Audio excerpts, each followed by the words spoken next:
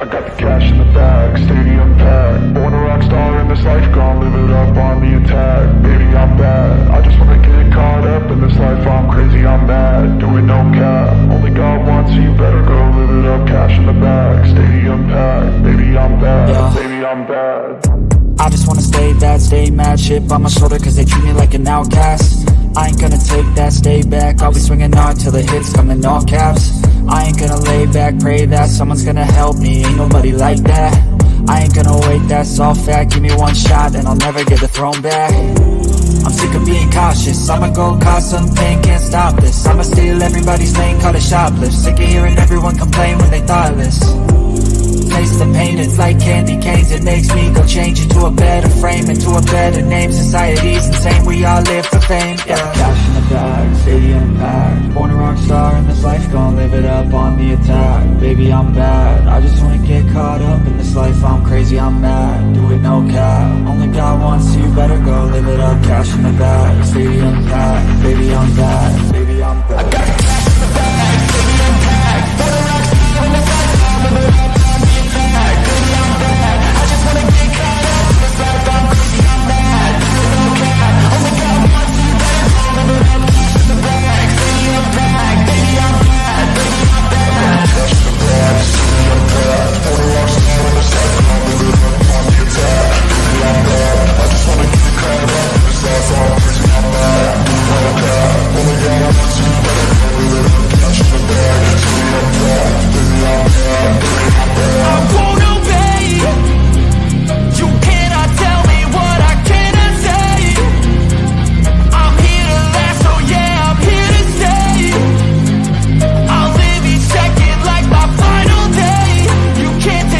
bag, stadium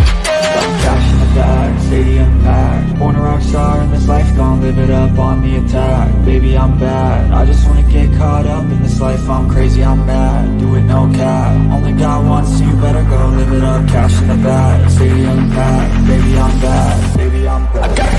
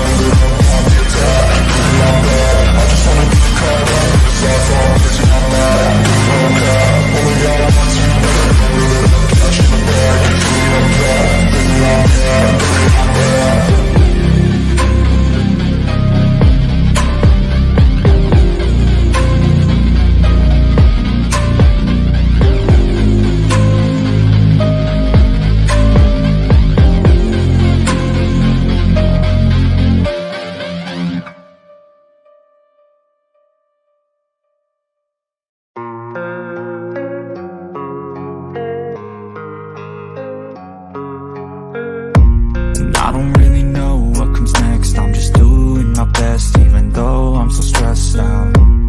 Everything just feels like a test that I fail, so depressed when I can't seem to get out. But something deep inside won't let me quit. I swear that I'm inspired by all this shit. Tell me that I can and I won't. That's what guides me the most. Fuck your lies, I'll do what I want. The gas in the bag, never left, she's so bad.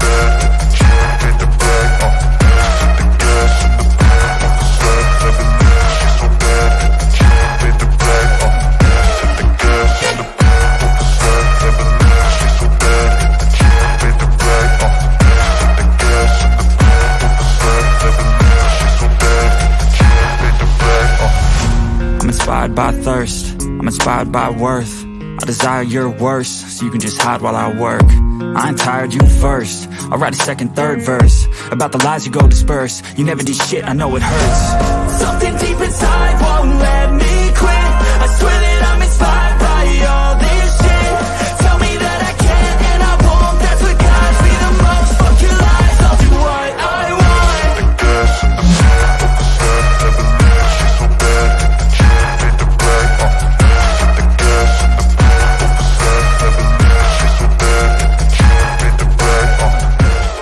Hard sports all plays. Hard sports all plays. College sports all plays. 365, we making up plays. You talking the game, get you to the days. We're high in the court, the dime in the lane. Variety topics, living the same. All presentation, sports information. Hitting the airways, taking the nation. All sport, all plays, like working your faces. Grace at the field, so tie the laces. College sports all plays.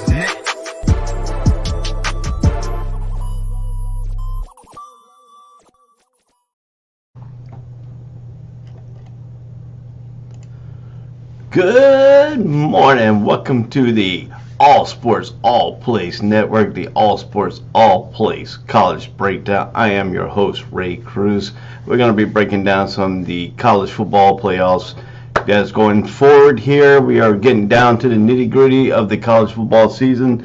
We are getting to the semifinals of the college playoffs. The 4-game playoff starts today at 4 o'clock. Well, we're breaking down the TCU, number 3 ranked TCU versus number 2 ranked Michigan, number 4 ranked Ohio State versus number 1 ranked Georgia. We'll be breaking those 4 games down, and plus much more here on the start of the New Year Eve. Happy New Year's to everybody here from the All Sports All Plays Network. We won't be on New Year's Day, so we're going to go ahead and give you the early Happy New Year's. Everybody going out and party today, watch some college football, going out and get that Happy New Year's Eve, fireworks blasting off on the night. What else is going to happen tonight? People will run out and shoot guns up in the air. And if you do shoot a gun up in the air, make sure you ain't got nobody around you, because what goes up must come down. So, and there's tidbits to it. And also, if you're out doing fireworks, be safe. Do not blow your fingers off when you do fireworks.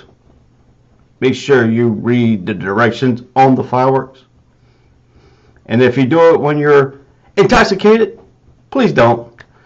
Have a designated firework person that does not drink. We want everybody to be safe on the holiday seasons. If you're out tonight and if you are going to a New Year's party, make sure you have a designated driver. Make sure you call Uber. Make sure you call local. I heard local lawyers office here in Jacksonville. They are setting up share rides for free for people intoxicated. We don't want to see nobody getting out. They will be what we call the wolf pack on the East Coast here, up and down, all the way up from New York, all the way down to Florida. 95 will be the interstate if you're coming out of Florida going up north.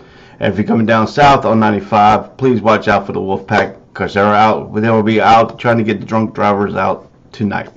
So that's my tidbit for tonight. Happy New Year's Eve for everybody. Everybody, please be safe. And once again, if you're going to shoot a gun up in the air, make sure you ain't got nobody around, because what goes up must come down. So things are going on here. Let's talk about some good some stuff that's going around. I did see a little story did pop up on ESPN the other day about Jim Weicker, the ex-TCU coach. He went around and talked about TCU program a little bit. This Chris Lowe, this ESPN senior writer, he put a good article out about 37 years ago when Keith Davis shed some more tears than he cares to admit. In 37 years ago, when he was told he was being suspended from TCU football team, he may shed a few more tears of joy when he sees his alma mater playing in the kind of high-stake game he and his teammate dreamed about before the unthinkable happened. Just prior to the second game of the 1985 season, a season filled with promises for the Horned Frog, TCU coach Jim Weicker turned in his own team to the NCAA after learning that several players, including Davis, have been accepting illegal payments from boosters. Davis was coming off a season in which he had finished 5th in the Heisman voting after rushing for 1,611 yards and scoring 17 touchdowns. So, I mean, TCU was up there in 1995, had a chance to play till Jim Weicker turned his own team in. It set TCU back years. It set them back about years away from getting back up there. Now they've been resurging under Patterson now, And Sonny Dykes has came over from SMU over into TCU. He has politically made TCU into a playoff contender this season. TCU is not a well-known school in the past, but come around here, got into the Big 12, showed they could play with the big boys. They recruited very well. They got a new stadium set up for them in Fort Worth. They are now in a perennial chance of getting to the NCAA college football playoffs finals. If they can play against Michigan, if they can do what they've been doing all season long and playing with these comeback wins by Duggan, the quarterback, he's very talented. I think he finished third on the Heisman voting list. So I mean, it's a lot of good quarterback play. You got Stetson Bennett. I mean, you got C.J. Stroud for Ohio State. You got Stetson Bennett for Georgia. McCarthy is playing very well for Michigan at quarterback. You got Duggan, who's playing excellent for TCU. He's the heart and soul of TCU's offense. Very capable of coming back. TCU does not get rattled if they get down. So that's the thing that they're going to have to play with here that you want to see going forward. You want to see if they can progress. How does these layoffs, Georgia and Michigan and Ohio State all know about these layoffs. TCU is their first time playing in these college playoffs, and they have this layoff here from that last game to now. And how does that intervene? How does that progress? I know for Georgia, got one of their best defensive players healthy. He had been suffering ankle injuries off and on during the season. Now he said he's 100% healthy, and that's going to be trouble in that defensive line for Ohio State today. So that's going to be your situation that you got looking for here in these situations that we're going to go forward here later on when my co-host Dre gets on. He should be on here momentarily. I mean, I hope everybody had a good Christmas. I had a very good Christmas. I'm in a little bit of a doghouse with my wife right now, but I'm working on getting her present finished up. It's a little bit longer of a present I'm trying to get her. It's just going to take a little bit to get to it, but she'll like it once she gets it and stuff like that. So, but anyway. So I mean, if you look at this college playoffs, this setup pretty good. You got well knowns. You got Michigan well known. You got Ohio State well known. You got Georgia well known. TCU is in that well known protocol here back. So I mean, you got a little bit of situation here. And I got my boy about to come on here. I got to give him his proper introduction. He's coming from St. Louis, Missouri, but he thinks he's in Hawaii. But my great man, he's a veteran.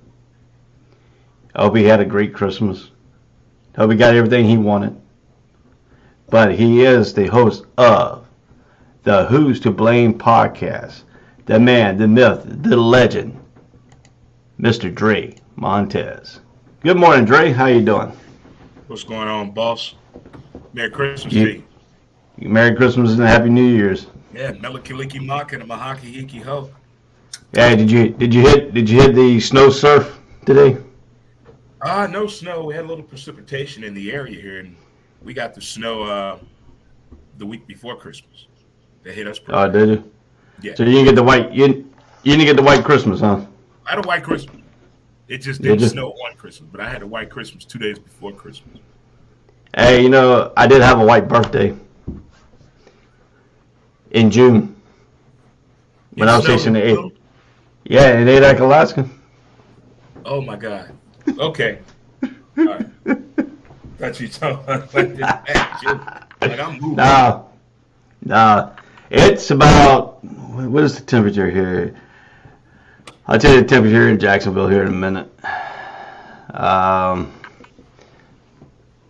It is 63 degrees and raining. Yeah, we got a little precipitation in the air here. It's 38 and foggy with a high of 52. Yeah, It's 63, feels like 57, fog in the air, raining. But anyway, where I was on here, I was talking about the TCU 1985 when Jim Bakker, the ex-TCU coach, turned his team in. What? Yeah, you didn't hear about that? You didn't know about that?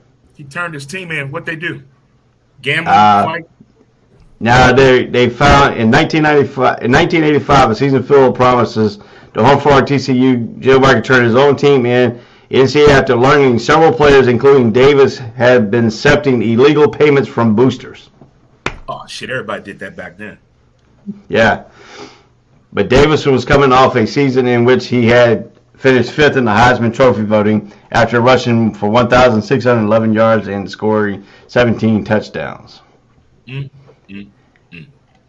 Yeah, Chris Lowe, the ESPN senior writer, he went through the Keith Davis incident, shedding tears because TCU made the playoffs and stuff like that. So far, what has interested you in these bowl games that have you seen this year? You know, I don't like talking about the negative thing, but one thing I've been seeing since the bowl games have started, horrible sportsmanship.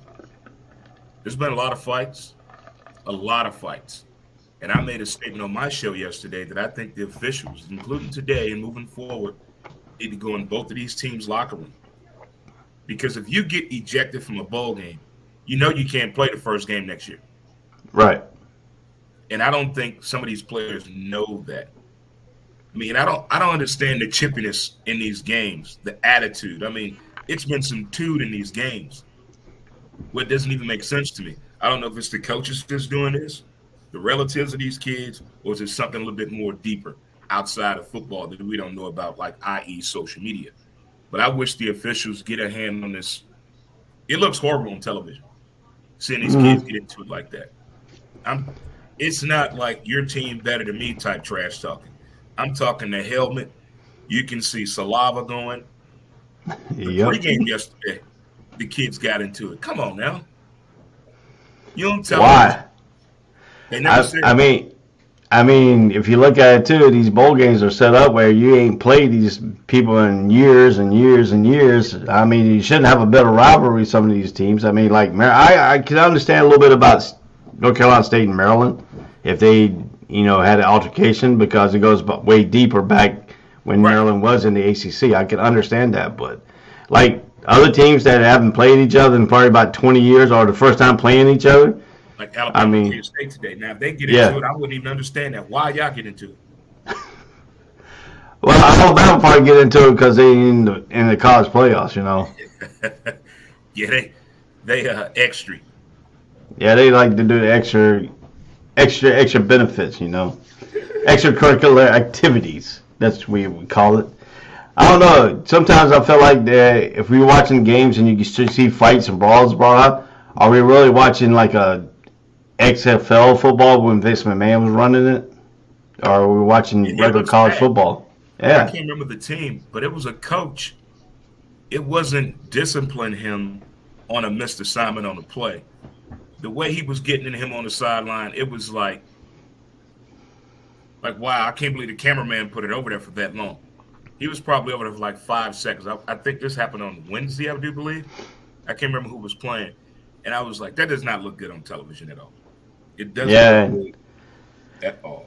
I watched the Clemson and Tennessee game, and then they gave Josh Heupel a quick 15 unsportsmanlike conduct when he went off on the referee for some reason. Oh, yeah. You can read his lips. He was in his feelings.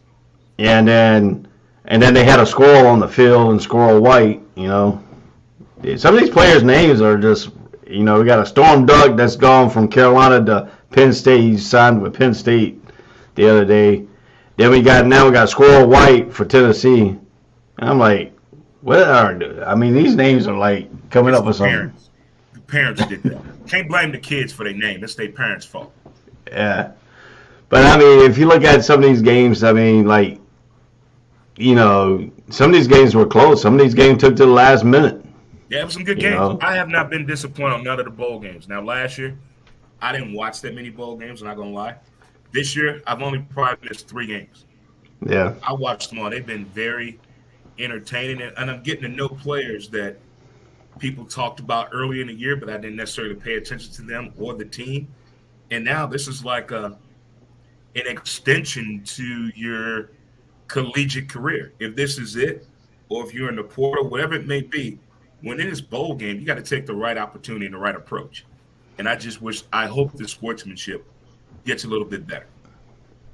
Yeah, I mean, if you look at it too, I mean, if you look at what's going on in today's sports, I mean, the bowl games, I mean, you got team players are like opting out, going to transfer portal, not playing in the bowl game, getting ready for the NFL, stuff like that. And then now you're leaving some of these teams with bonds. I mean, to me, you got to give it up to the people that's trying to make a better life for themselves and trying to get into the NFL. I don't blame them. I don't blame the people that are transferring out. Your life, your family life. I'm not giving away. Yeah, I mean, that's good for them. But I think the bowl games are now going to see where you got younger talents. When people pull out, don't want to play, you got the younger talent stepping up. And for instance, like North Carolina's defense was terrible this whole year. And then the players opt out. They put the freshmen in there, and they played a heck of a game against Oregon. I mean, all these kids are waiting on is an opportunity. All it takes is one. Yep. All it takes is one. And here's what I understand from any sports documentary.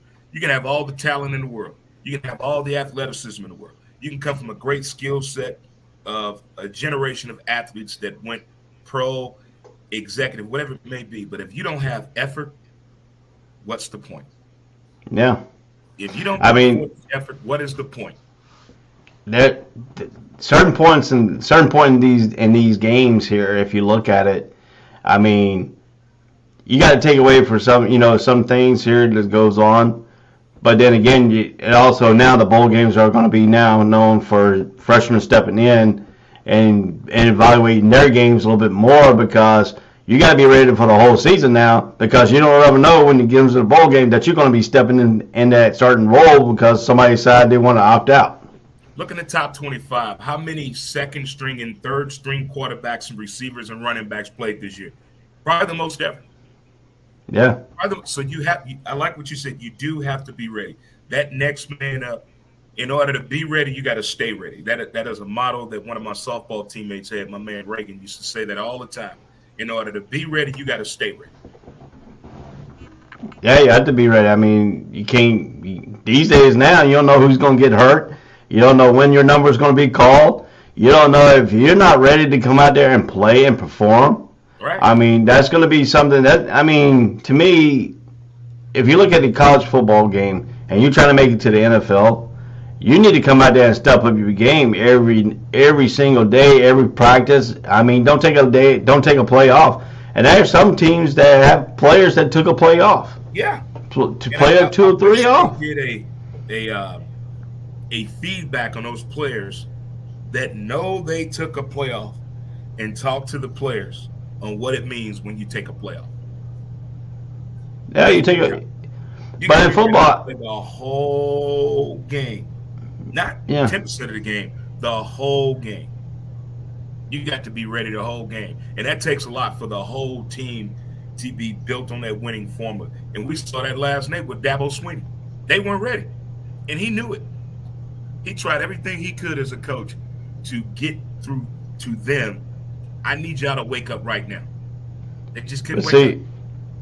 Yeah, like teams like Alabama and Clemson, if they're not in that college playoffs, that teams really don't give efforts in regular bowl and other bowl games that are meaningless. I mean, today Alabama's got to play. Kansas State. Alabama? Yeah, they play Kansas State. I'm gonna tell you, if you take Kansas State lightly, they're gonna come in and pop you right in the mouth because they play every single down. Only if you're trying to be a campus hero, a campus jock. If you're going back to school next year, through K-State and Bama, who does it benefit more to win this game?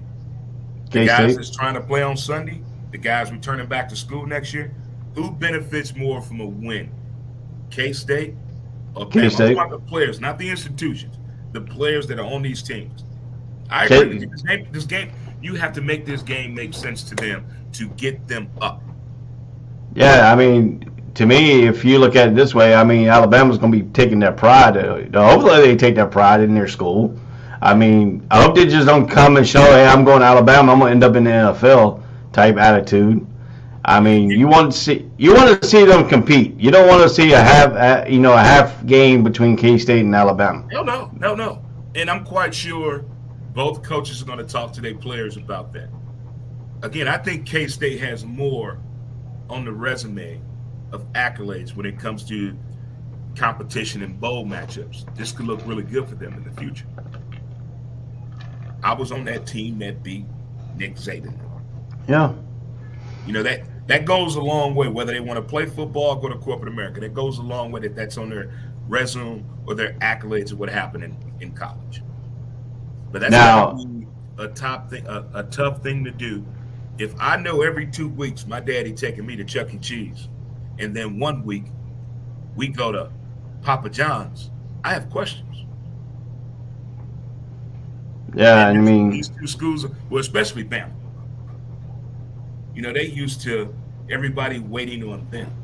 This is the first time I think Bama got to carry their own bags. Yeah, if you look at certain bowl games here, like yesterday, taking into the Gator Bowl, Notre Dame and South Carolina game, outstanding game, back and forth. Even though Frank Beamer came out and talking about the referees and stuff like that, but I mean the game was excellent. I mean it was back and forth. They did get a 2-touchdown lead on them. The Irish came back. Irish won the game. I mean, to me, Lou Holtz was smiling. Yeah. Lou Holtz was smiling watching that game. Now for that game for the Irish, without now populate their head coach, when the way they started the season off, the way they finished the season, it's two different things. Does this win take Notre Dame to the next? Does this win take Notre Dame up to the next level where they're going to be competing, trying to get into that January 6th talk or that playoffs? I want to hear more about the coach and less about his family. They did it again. The first thing they said, here's to the Notre Dame coach and his beautiful family. Stop doing that. I want to see what he can do. I still don't know yet. I don't know. He let me down last year in the bowl when he took over in that bowl game. They got blown out. He let me down by the first half of the season the way they played. Mid-season, okay, little hurdles, injuries, that's a part of the game. I understand that. But the way they played yesterday, that could be a stepping stone. That could be a step in the right direction. And my buddy Jay, who lives down in Tampa, he's a big Notre Dame fan. And I know I'm a high critic on the Golden Domers, Rudy. But I want to see more from the coach. I don't want to hear nothing else about his family. I want to hear more about this coach. Show me what he can do. I mean, if you look at certain situations around here, this right here will show how he's been a good coach from going where it was to where it finished. So you wanted to see how you improved during the season. If you look at Notre Dame's season, they improved just about every game all the way up to the final game, and when they played South Carolina and they played an SEC opponent, and they actually beat them. When's the last time Notre Dame was in contention of the national championship with even a hope? Was that in 2017? And they made the college football playoff? I think so. It's with Brian Kelly. Yeah. And his little fake accent. Yeah. Son of a bitch. He's been lying his whole damn life. But I mean, man, if you look at it, everything happened yesterday. You got a North Carolina State radio broadcaster got suspended for saying what he said. You got to watch what you're saying now these days, or you're going to end up getting suspended. I don't know exactly what he said. I know it was something dealing with the illegal aliens comment that was they were talking. It was talking about he was running the score down the Pitt and UCLA game. North Carolina State guy. Yeah, it was the radio announcer. You guys suspended indefinitely. He said something about he was reading off the score of the UCLA and Pittsburgh game, and he was talking about some illegal alien or something like that, and then Learfield Sport suspended him indefinitely. Gary Hahn. Yeah. Gary Hahn. Yeah, he was suspended indefinitely after referring to illegal aliens in El Paso, Texas during the Wolfpack 16-12 loss to Maryland and the Duke Mayo Bowl in Charlotte, North Carolina on Friday. I don't know I don't know. And then Hahn made the comment as he relayed the score of the Sun Bowl, saying, down among all the illegal aliens in El Paso, it's UCLA 14, Pittsburgh 6. Learfield Communications, the North Carolina State broadcast rights holder, employs Hahn and confirmed the suspension to ESPN. Learfield has suspended Wolfpack Network play-by-play announcer Gary Hahn for his agreement to indefinitely follow comments made during the Duke Mayo Bowl radio broadcast. Learfield said in a statement, El Paso officials have declared a state of emergency as migrants have continued to cross into the city of Mexico seeking asylum. Hahn has been the voice of North Carolina State men in football and men's basketball since 1991. It's time for him to go. I Yeah, don't want to hear him come out and say I made a poor character in words and judgments. I'm not a person like that. I don't want to hear that shit. For you to say that much, you've been having that on your mind for a long time, sir. So good job for firing him. You got to understand. You got to understand too, as what the society and everything that goes around on social media, and now these broadcasters got to watch what you got to say. You need to come up with better catchphrase than just using narratives out in the political world. Right. I mean, I don't get how some announcers do that, even the ones in baseball a couple of years ago. I think a guy from the Braves got fired for the same thing. I do believe somebody in the Chicago White Sox organization as well for using the wrong catchphrase. Just certain things you can't do no more. Yeah, and then Anthony Price says Pittsburgh versus UCLA was a crazy game. Yes, it was. That was one of the most craziest games ever. Also, hey, Anthony, you can support the All Sports All Place Network by sending stars. Money will help make new content like shows like the All Sports All Place College Breakdown and all other shows on the All Sports All Place Network. I'd like to give the network a Happy New Year's to everybody out here watching us today. Happy New Year's Eve. Once again, let me put this out here because we have people to do it. If you're drinking and shooting fireworks, have a designated fireworks shooter. Don't want to shoot your hands off, blow your hands off. And if you're shooting guns, please go out in the backyard, away from everybody else when you shoot it up in the air, because that bullet must come down somewhere, and you can really hurt somebody. Aren't you supposed to shoot in the ground? Now, people shoot up in the air. People around here will shoot up in the air, and then what goes up must come down. That's what she said.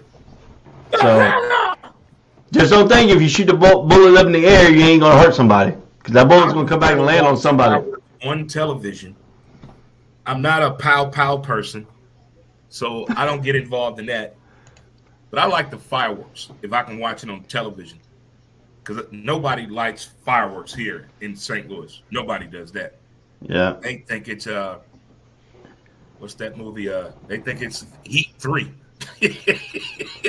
Yeah.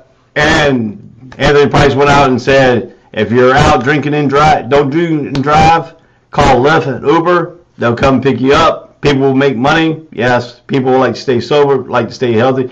Plus, on the East Coast, what we call the Wolfpack, up 95 corridor, all the way up from Maine, all the way down to Florida. That would be what we call the Wolfpack out, doing sobriety checks and catching people and putting them in jail because it will happen, especially here in Florida. If you drink and drive in 2022, you deserve to go to jail. You deserve it. There's no going down the street. No. I'm gonna tell you, Jacksonville Beach Police, they got their stuff pretty tight because they got police out on the boardwalk where most all the clubs are here in Jacksonville Beach. They'll watch you leave the club. There were radio people. They got cars. We got people lined up in cars on the side street with the guys radioing, hey, we got this guy leaving the bar. He's going to his car. And then they're about a few minutes, about 2 blocks over, they'll pull him over. And you'll see him doing a sobriety check on him. Jacksonville Police here. If you're in Jacksonville, Florida, if you're a Notre Dame fan or a South Carolina fan deciding to stay here for New Year's Eve, when you go to Jack's Beach, make sure you have either you have Lyft, There are some lawyers here, office, that you need to go online, look. They are setting up free ride shares. They're going to make a killing tonight. I'm going to make a killing because I'm going to go out and Uber. You be careful too, man, because you know those people that drink, you know, they tend to say any damn thing. So you make sure you protect yourself as well. Yeah, the only thing is we can't carry no weapons in our car for Uber. So what? Yeah, we can't have no protection like that. I'm getting an automatic taser button in my chair. But you know, I got some secret places in my car that I got some self-defense stuff I can use. So don't worry about that. I know that's so if right. you try to get in my car, be prepared. Be prepared. If you try anything, I got some stuff in there that will take care of that real quick. I still don't know what the hell I'm doing tonight. I have no idea what's going on for New Year's. Well, my New Year's Eve, I was supposed to go with some friends are having some stuff, so I'm probably gonna go down. I ain't probably gonna go out and Uber. You go to church tonight, or you go tomorrow? I'll go tomorrow. We're having church service tomorrow. We had Christmas Eve service. Now we have a New Year's Day service, so I'll be at church tomorrow. So I can't really go out and drink because I got to get up at 4:00 in the morning to set everything up for church. So you don't really drink, do you? Occasionally. I used to drink heavy when I was in the Navy. Oh, everybody did.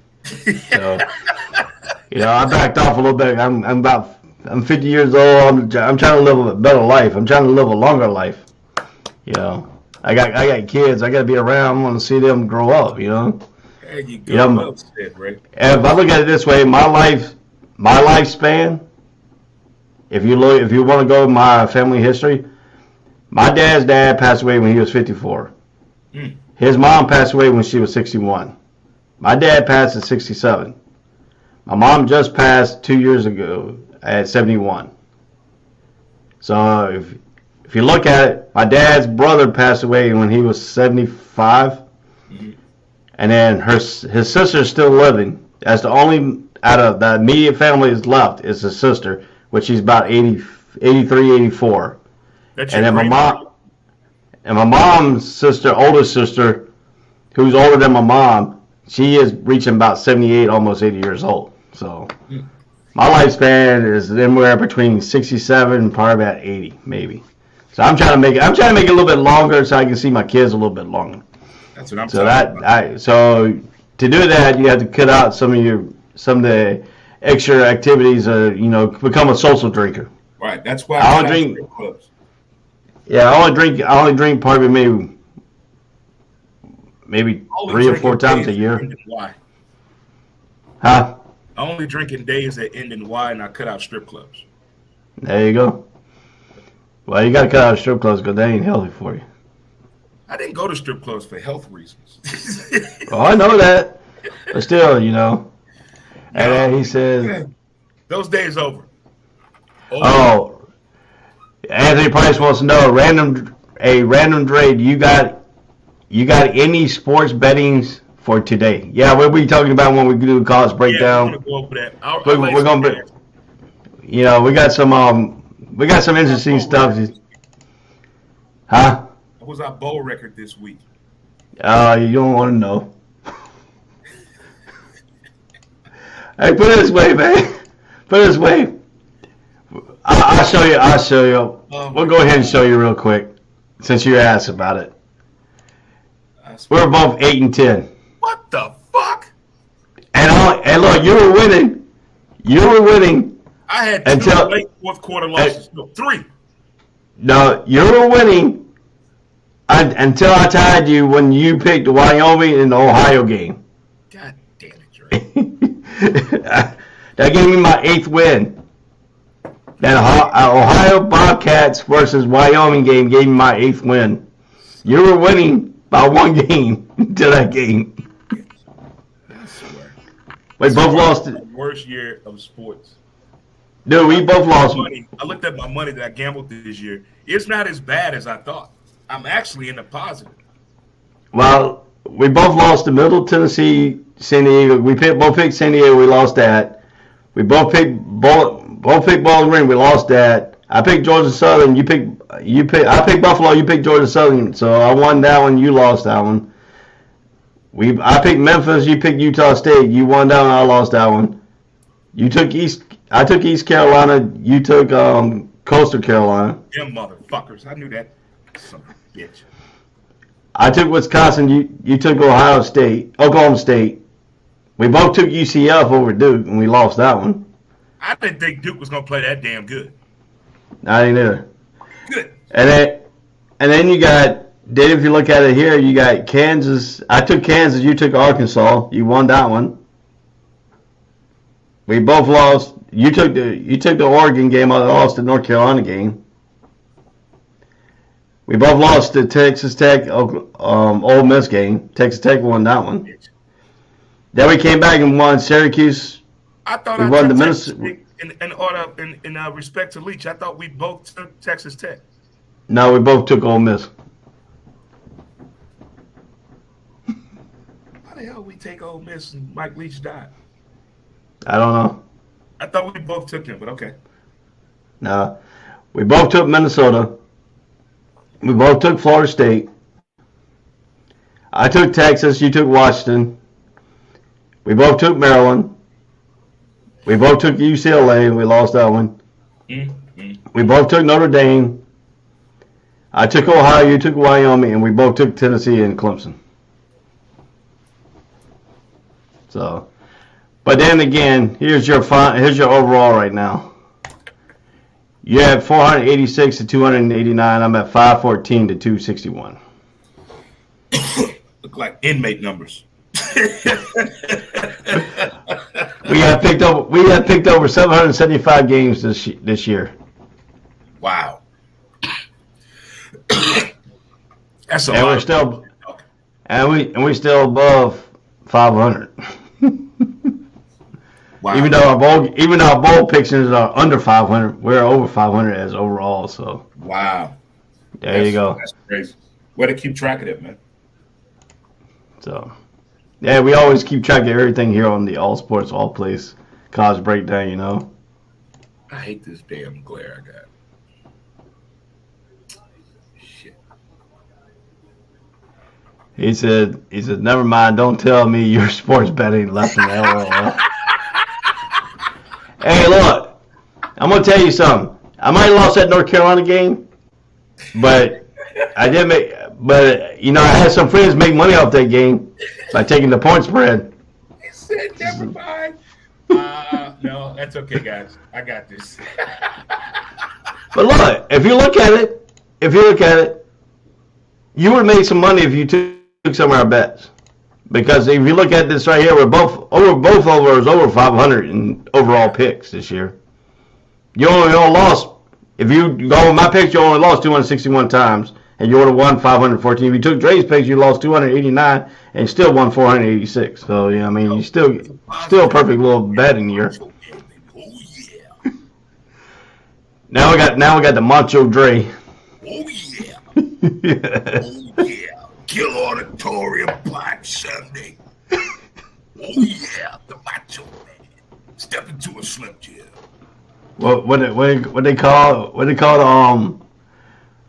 Jay Lethal, the Black Cheesemo, back in the TNA day. I have no idea what you just said. Yo, Jay Lethal, Speaking wrestle.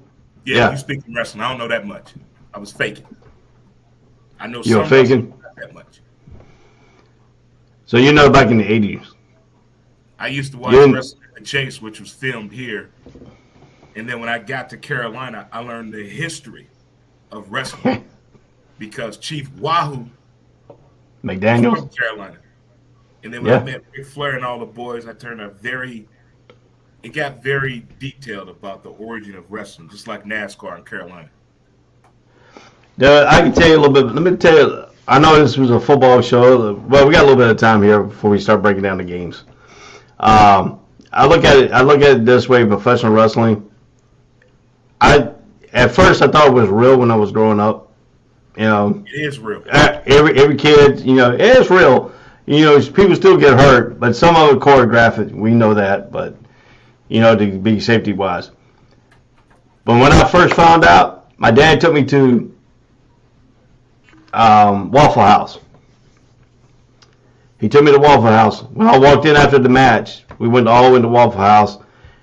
We saw Ric Flair, Dusty. This is after Dusty Rhodes got dragged by a truck by the Four Horsemen across the parking lot during a match, and he's in there eating. He's in there eating with Ric Flair, Arn Anderson, the people that just dragged him across the parking lot. That I sat there and watched. We didn't get enough time to make the tickets. But we saw some camera people out in the parking lot. So my dad said, "Hey, we can't make it in. We didn't get there enough time because back then you had to get to the box office early to get the tickets the same day of the event. They didn't have Ticketmaster. They didn't have you call up or online to get your tickets. You had to be at the box office the day of the match. Already. Yeah. So we missed out. So me and my dad saw some camera people setting some stuff up. So we went and asked him and said, well, "Y'all gonna have a match out here or something?" He said, "Yeah, we setting it up for the Ric Flair and Dusty Rhodes going to be dragged across the parking lot, part of the show." I'm like, okay. This will be interesting. So me and my dad sat in the parking lot, watched him drag.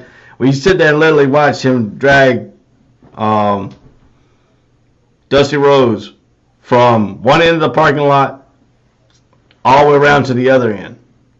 And this was a 4 mile run. They literally dragged him across the whole entire parking lot. And then we decided after that we went to Waffle House. And that's when Ric Flair, Dusty Rhodes, and all them walked in, high-fiving each other, talking. I'm looking at them like, I just dragged him across the parking lot, and eating with each other. He looked at him like he just saw Santa Claus unmasked. What the hell? But, yeah, so it was very interesting because they both came over because my dad was wearing his police outfit, and he both came. Oh man, I didn't know that. Yeah, and he came. So they came over and started talking to him, and that's when they gave me the lowdown of the heel perspective and the good guy perspective. Okay. So, but I mean, yeah, North Carolina's good with that. I mean, especially up in Charlotte area. Raleigh had a good one in the Dorton Arena. We had a lot of matches come to the Dorton Arena in Raleigh, North Carolina, which is a state fairgrounds. Right. And we went to a lot of shows up there and stuff like that. But yeah, I even took my brother to see a Teenage Mutant Ninja Turtle play. So many questions. But yeah, no nice to me because nobody else wanted to take him, so I decided to take him. So my mom wouldn't take him. My sister wouldn't take him. My brother was in the Teenage Mutant Ninja Turtles, so I decided to take him to see the Teenage Mutant Ninja Turtle play up in Raleigh. It was actually pretty good. It was outside, and they actually had the actual turtle costume you see in the movie. They actually had that, and then the Shredder outfit and all that. It was actually pretty cool. What was that lady named April? Was she there? Yeah, she was there too. Redhead? Oh yeah, the one they had playing April, she was hot. She was definitely hot. That little skimpy outfit they had put on her.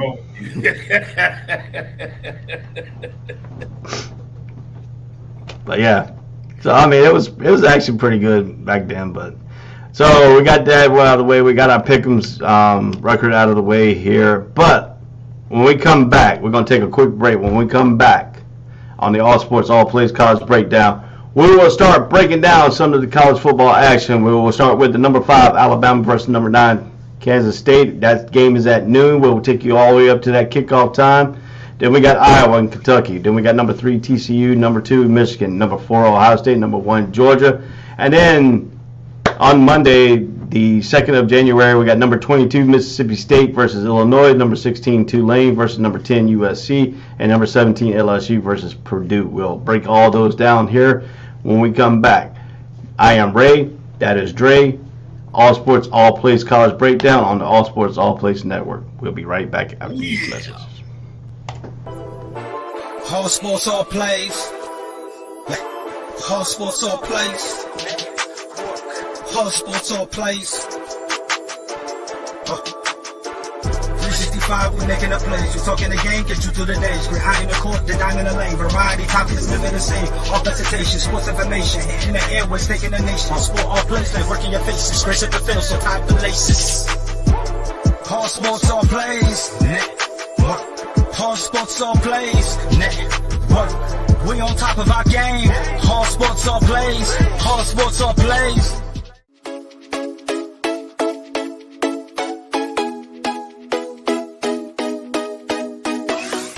What did you say? I said Kobe Bean Bryant has been overrated ever since he passed away. Now, I'd say they could lose about 4, but I don't see them losing 5. You know what I mean? All sports, all plays. All sports, all plays. All sports, all plays.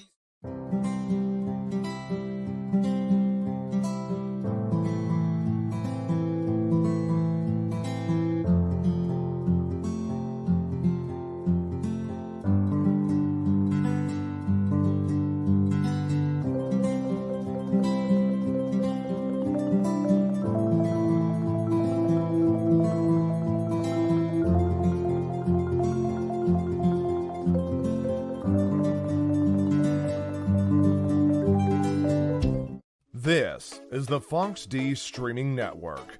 Register to come on our channel at foxdnetwork.com. Welcome back to the College Breakdown Show on the All Sports All Plays Network. I am Ray, that is Dre. We are about to break down some of these college football games. We're getting to the nitty-gritty. We're getting to the end of the season. You know, we only got a few more games here left on this college football season. We got the bowl games, and then we got the 4 playoff games that start today at 4 o'clock. Today will be the start of the college semifinal playoff games, leading all the way up to that January 9th game on a Monday night at SoFi Stadium at 7:30. Me and Dre will be on the air during the game, breaking it down. So that's what we'll be doing here, leading all the way up to that game here on the 9th of January. It looked like we should try to find a background with the college in the background during the game. Just try to find something like that to put behind us. Yeah, or I can make one. Yeah, that would be pretty cool. Yeah, and then we will break that game down. We'll be watching it live together on the All Sports All Plays Network. We'll break that down. We'll put up a scoreboard and everything else. I'll try to run the scoreboard like we do a regular game, stopping it thing. Sometimes it doesn't work like that, but we will keep up the score on the All Sports All Plays Network. Well, I'm going to try to see if I can bring both of us in through OBS to where we can have the scoreboard laid out on both between us. So we're going to try to figure that out this week, how I can operate that. If Georgia ends up being in it, I may do it from one of my sponsors, Bar. Okay. If Georgia's we can have some interaction with some fans. It would be really interesting. Yeah. If I had money to come out there, I would come out there and we actually do the whole show from out there. Me an ASAP shirt to wear. If I do it Yeah. from Bar. Oh yeah, I got one. I got All Sports All Plays Network. Yeah, I'm going to do that. But yeah. All right, my friend. We are getting to the nitty-gritty. Soon, we only got this show and live interaction show on Monday night, and then you'll be on your 3-month hiatus vacation. You know, but the college breakdown show will keep going on. We'll be moving into the basketball season. I will move into the baseball season and all the other college sports. We'll talk about that and keeping you up with the latest recruiting news from all the college sports team. And Dre might pop in and out of the show when we talk about the football section. We'll see how he does on his vacation, if he's still walking around. I don't know what he does on his vacation, but he takes a 3-month hiatus. You know, you got to get his soul, you got to get his soul and spirit back together, and then be ready for the next football season. You know, if you like us, yes. Me and Dre, we have a good show. We have a good chemistry with each other. We have an interesting show. We're not like a regular sports college game day. We do interact. We do have fun here. We got a Tom Cruise now showing up here, you know. You got the Tom Cruise sunglasses on. Now, So many names. dude, I can come up with them. I can come up with a lot of names with you, man. I mean, look, dude, you could be the Jesse Ventura of this show. You know, dressing up in them, you know, with the lays on and the sunglasses and the hats. It's for you my know, Hawaiian people. My good buddy who does a blues hockey podcast from Hawaii. He's from St. Louis. He's in town visiting. So, morning for him. Woo! yes, Shaka brother. That's what he's talking about, guys. Shaka. Shaka. Not what you got. All right. This game will be coming from the All-State Sugar Bowl in New Orleans, Louisiana, Bourbon Street, Mardi Gras, Alabama. Number 5 ranked team in the nation against number 9 ranked team in the nation, Kansas State University, who has surprised a lot of people this season. But Alabama is favored to win 72.5% to 27.5% for K-State. If you look at this, Bryce Young, we know all about Bryce Young, a good quarterback for Alabama, 230 out of 359 for 3,007 yards and 27 touchdowns and 5 interceptions. Will Howard is 101 out of 164, 1,423 yards, 15 touchdowns, only 2 interceptions. But if you look at it here, you got the running back, the terrific running back for K-State, and Vaughn, who has 271 carries, 1,425 yards, and 8 touchdowns. Gibbs leads Alabama, who's the Georgia Tech transfer last year, for 136 carries for 850 yards and 7 touchdowns. But if you look at it too, Knowles, who's leading reception, the leading receiver for K-State, 47 receptions for 719 yards and 2 touchdowns. And Brooke leads the way for Alabama with 37 receptions, 623 yards and 7 touchdowns. How does Nick Saban, even though Alabama missed the college playoffs, how does Nick Saban get his team ready to play K-State today? That sounds like a real easy question, considering that's Nick Saban. But I really wouldn't know how to motivate this particular school football team due to the past, knowing the expectations of this team. And they didn't meet the standard. So the players are looking at it like this: we failed. But to another school other than Alabama in this bowl matchup on New Year's Eve will feel pretty good about their season. So I don't know how Nick Saban could turn this into a motivational situation for Bama when the expectations were always the ceiling with this program. So as a player, you feel like you let your coach down. As a coach who has these high standards, you let your players down and your coaches down. So I really don't know the words of encouragement he could use here. Is it next year for the underclassmen? Is it sorry to the guys that are leaving, not coming back? The guys that this is the last time they're going to play football. They don't want to play football anymore. There are guys out there like that. This is it. I really don't know how he could do this. I mean, he got to go in here with a bullshit speech, basically. Hey, guys, this is a golden opportunity. Let's think about NIL opportunities. Think about the times you haven't played, especially the underclassmen. This is a bowl opportunity. I mean, they're already on national television. So what more exposure can they get here? Maybe it's just one-sided. That many people today are locked in on that particular game. Okay, maybe that could be it. But I don't know. I think there's more of a motivational side on the opponent, K-State, than Alabama. Yeah, K-State, I mean, to uplift this team. Well, if I was Nick Saban, I'll sit there and lay the law down to him. I'll say, look, if you're going to play for me, even though we didn't make the college playoff series, and you coming back next year, you're not going to get a free, easy game to get off on. Mm-hmm. Because I'm going to evaluate yourself to see if you're going to be my starting lineup for next year, if you're going to come back. I want to see your mentality of playing the whole entire season, like you're playing for a national championship today, like you play for the national championship. Get them. I'm going to sit there and evaluate this tape. This is the tape I'm going to evaluate you on for next season. Get them. Because I'm going to tell you what, I got recruits waiting in the wings that want to chip and play. And if they show me better on tape than you're playing, and if I think you're loafing out there, I'm going to bench you. I don't care if you're a superstar. Get them. I'm going to want you to play. I want you to play the game to what you play like you play in a regular season game. Get them.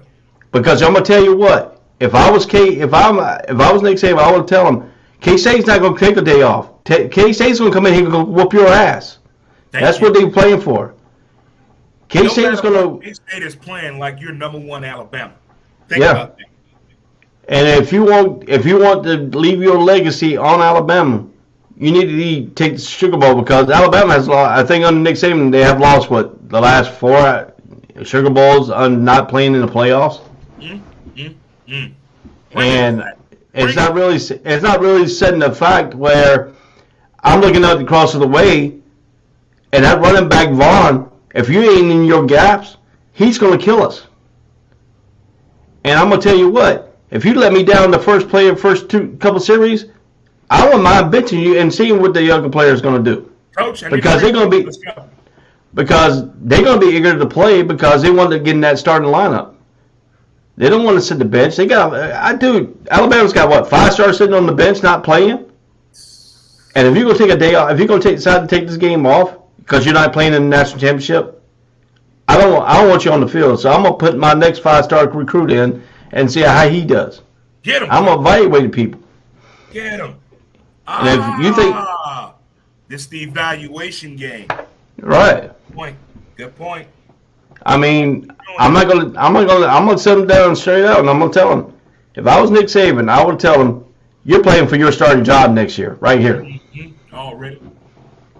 And if you don't want to if you can't get motivated because you're not playing in the national championship game, and you want to come out there and prove that you should have been in the national championship game, this is the game you need to do it. Because you're playing a ninth-ranked team. You're not playing a pushover. You're not playing You're not playing the APSU team that you played on 11-19. You're playing a Power 5 conference team who is 9th-ranked team in the nation, who's going to come in here, going to whoop your butt. They got a running back that's going to try to run all over you, that he has run all over their opponents all season long in Vaughn. And don't count Howard out because Howard can run the ball too. And he's an effective passer. I mean, he only had 2 interceptions all year, 15 touchdowns, because Vaughn was running the ball. I don't know why I'm gonna tell you in the movie Friday Night Lights right now while you're motivating us. I'm going to tell you, if Alabama don't come in motivating, and you can't motivate Alabama, and if you're going to use this as an evaluation game, what's going to happen next year? Because this right here is going to start your season. This right here starts your season off. It takes you into the spring ball. Spring ball takes you in the fall. Fall preparation to get the season started. What Nick Saban always tell his players, stop listening to the media. Yeah. Stop listening to the media. Even though you play in what you call the SEC, the big boys conference, supposed to be all this. But you're not really showing that because you're not playing to your stellar level of an opponent. Okay. You're going to take a day. These players are going to come in here and say, "Okay, man, I'm just going to go through the motion because I'm a good recruit. I'm already started the whole season." But Nick Saban could be in the back room looking at the videotape. Okay, you see, he took this play off. He didn't want to play in this game. How he's going to be voted next year? Let me sit him on the bench and let me put this guy here who played better. He will call you out. He has not one problem doing that. We all know that. So to get Alabama to get motivated, Alabama's got everything to lose. They play for. K-State has so much. K-State's got no pressure on them. But because they're not picked to win the game. Do they have to play a perfect game? And I know the thing is that. So let's brighten the horizon. Less than 2 interceptions, field position, clock management, and penalties. I think that should be the recipe for a victory for K-State. K-State needs these are the 3 points that I've made out. Okay. K-State needs to win the third down percentage. Okay. They need to stay on the field more than the Alabama's offense. That means they need to get the running game going. Vaughn needs to have to start getting the running game going. If Vaughn gets the running game going, guess what happens? Klein will unleash the play-action passing. And when they do release the play-action pass, guess who gets involved? Vaughn gets involved in the passing game. So he's not just a runner. He's a good receiver in the backfield. And he can do a lot of mismatch on the linebackers of Alabama. If Alabama's not on top of their game, then you got to win the penalties. If Alabama's on top of their games, you can't have no mistakes. Right. And I mean, your perfect game. Alabama scares me. Hey, your perfect game that you don't want to see is you don't want to turn the ball over. Yeah. And give Alabama a short field. I think if you're going to turn the ball over, you got to realize where you're turning the ball over at. You know, you make them. If you turn it over on their side of the 40, okay, that's cool. But if you're in your own territory and you're doing turnovers, those are 3 to 7 points for Bama. And we all know Nick Saban don't take points off the board. Now my question is, can K-State offensive line block Alabama's defensive line if the defensive line of Alabama is motivated today? See, that's the thing. That defense is hungry. That defense real hungry. They got a couple of injuries too. But as you said, you got players over there, some 4 and 5 stars who haven't played all year. Here's your moment of truth. Today is that day. So all that talking you've been doing in college, I don't know why coach not letting me play. Today is the day. Now my question is, does K-State have to run a trick play? You know, when teams run trick plays against Nick Saban and they stop it, you know he gets pissed. Like, why would you do that? Because that really shifts the whole momentum of the game when the trick play fails. When the trick play fails. That's the bad thing. I could see the trick play trying to happen on a punt as opposed to a field goal or a 4th down fake. I could see that. I mean, if you look, I can possibly see a trick play coming into play for K-State. Well, if you look at the last 3 opponents, you got Ole Miss. They won. Alabama won 30-24. They beat APSU, subdivision bowl team, 34-0, and they beat Auburn 49-27. But look at K-State's last 3 games. They beat West Virginia 48-31. They beat Kansas 47-27, and they beat one of the playoff teams in TCU 31-28 in overtime. So I mean, if you look at the last 3 games, K-State's played better opponents than Alabama had. Alabama played that one FCS team. You know, they always play that one SEC team before the Iron Bowl to get that one victory, getting ready for the Iron Bowl. I don't know why to me, I think they need to alleviate that pushover game at the end, Right. That's just my opinion. Everybody else plays stronger opponents towards the end. Play all the weak opponents at the beginning to get yourself going into that season. But Alabama always has a one end of the season before the Iron Bowl opponent so they can whip their butts before the Iron Bowl. But it's always at that school's venue. I believe it's that school's homecoming. I believe it's because Bama's like one of the only schools that do that. I think they go somewhere else and play at somebody's homecoming, but it's not. It's a FBCS school. No, they played them at home. They played them at Bama. Yeah, they play them always at home. They don't go to no other venue. Like that year they beat because 2 years in a row they played Western Carolina. Ah, okay. I know Alabama won't travel to Western Carolina to play in a 8,000 seat stadium. That looked like a high school stadium. Half of them kids they never played in no small capacity. If you're gonna go to Western Carolina, you're going to Cullowhee, North Carolina, which you blink your eye, you miss the whole town. And the whole town, it ain't nothing but the university. It's a college town. It's just a small college town with a university in it. My sister went to school there, so And I spent plenty of times up in the mountains up there, checking out. I use what I call, when you recruit for a football team. I went and recruit for the girls up there when I went to see my sister. So.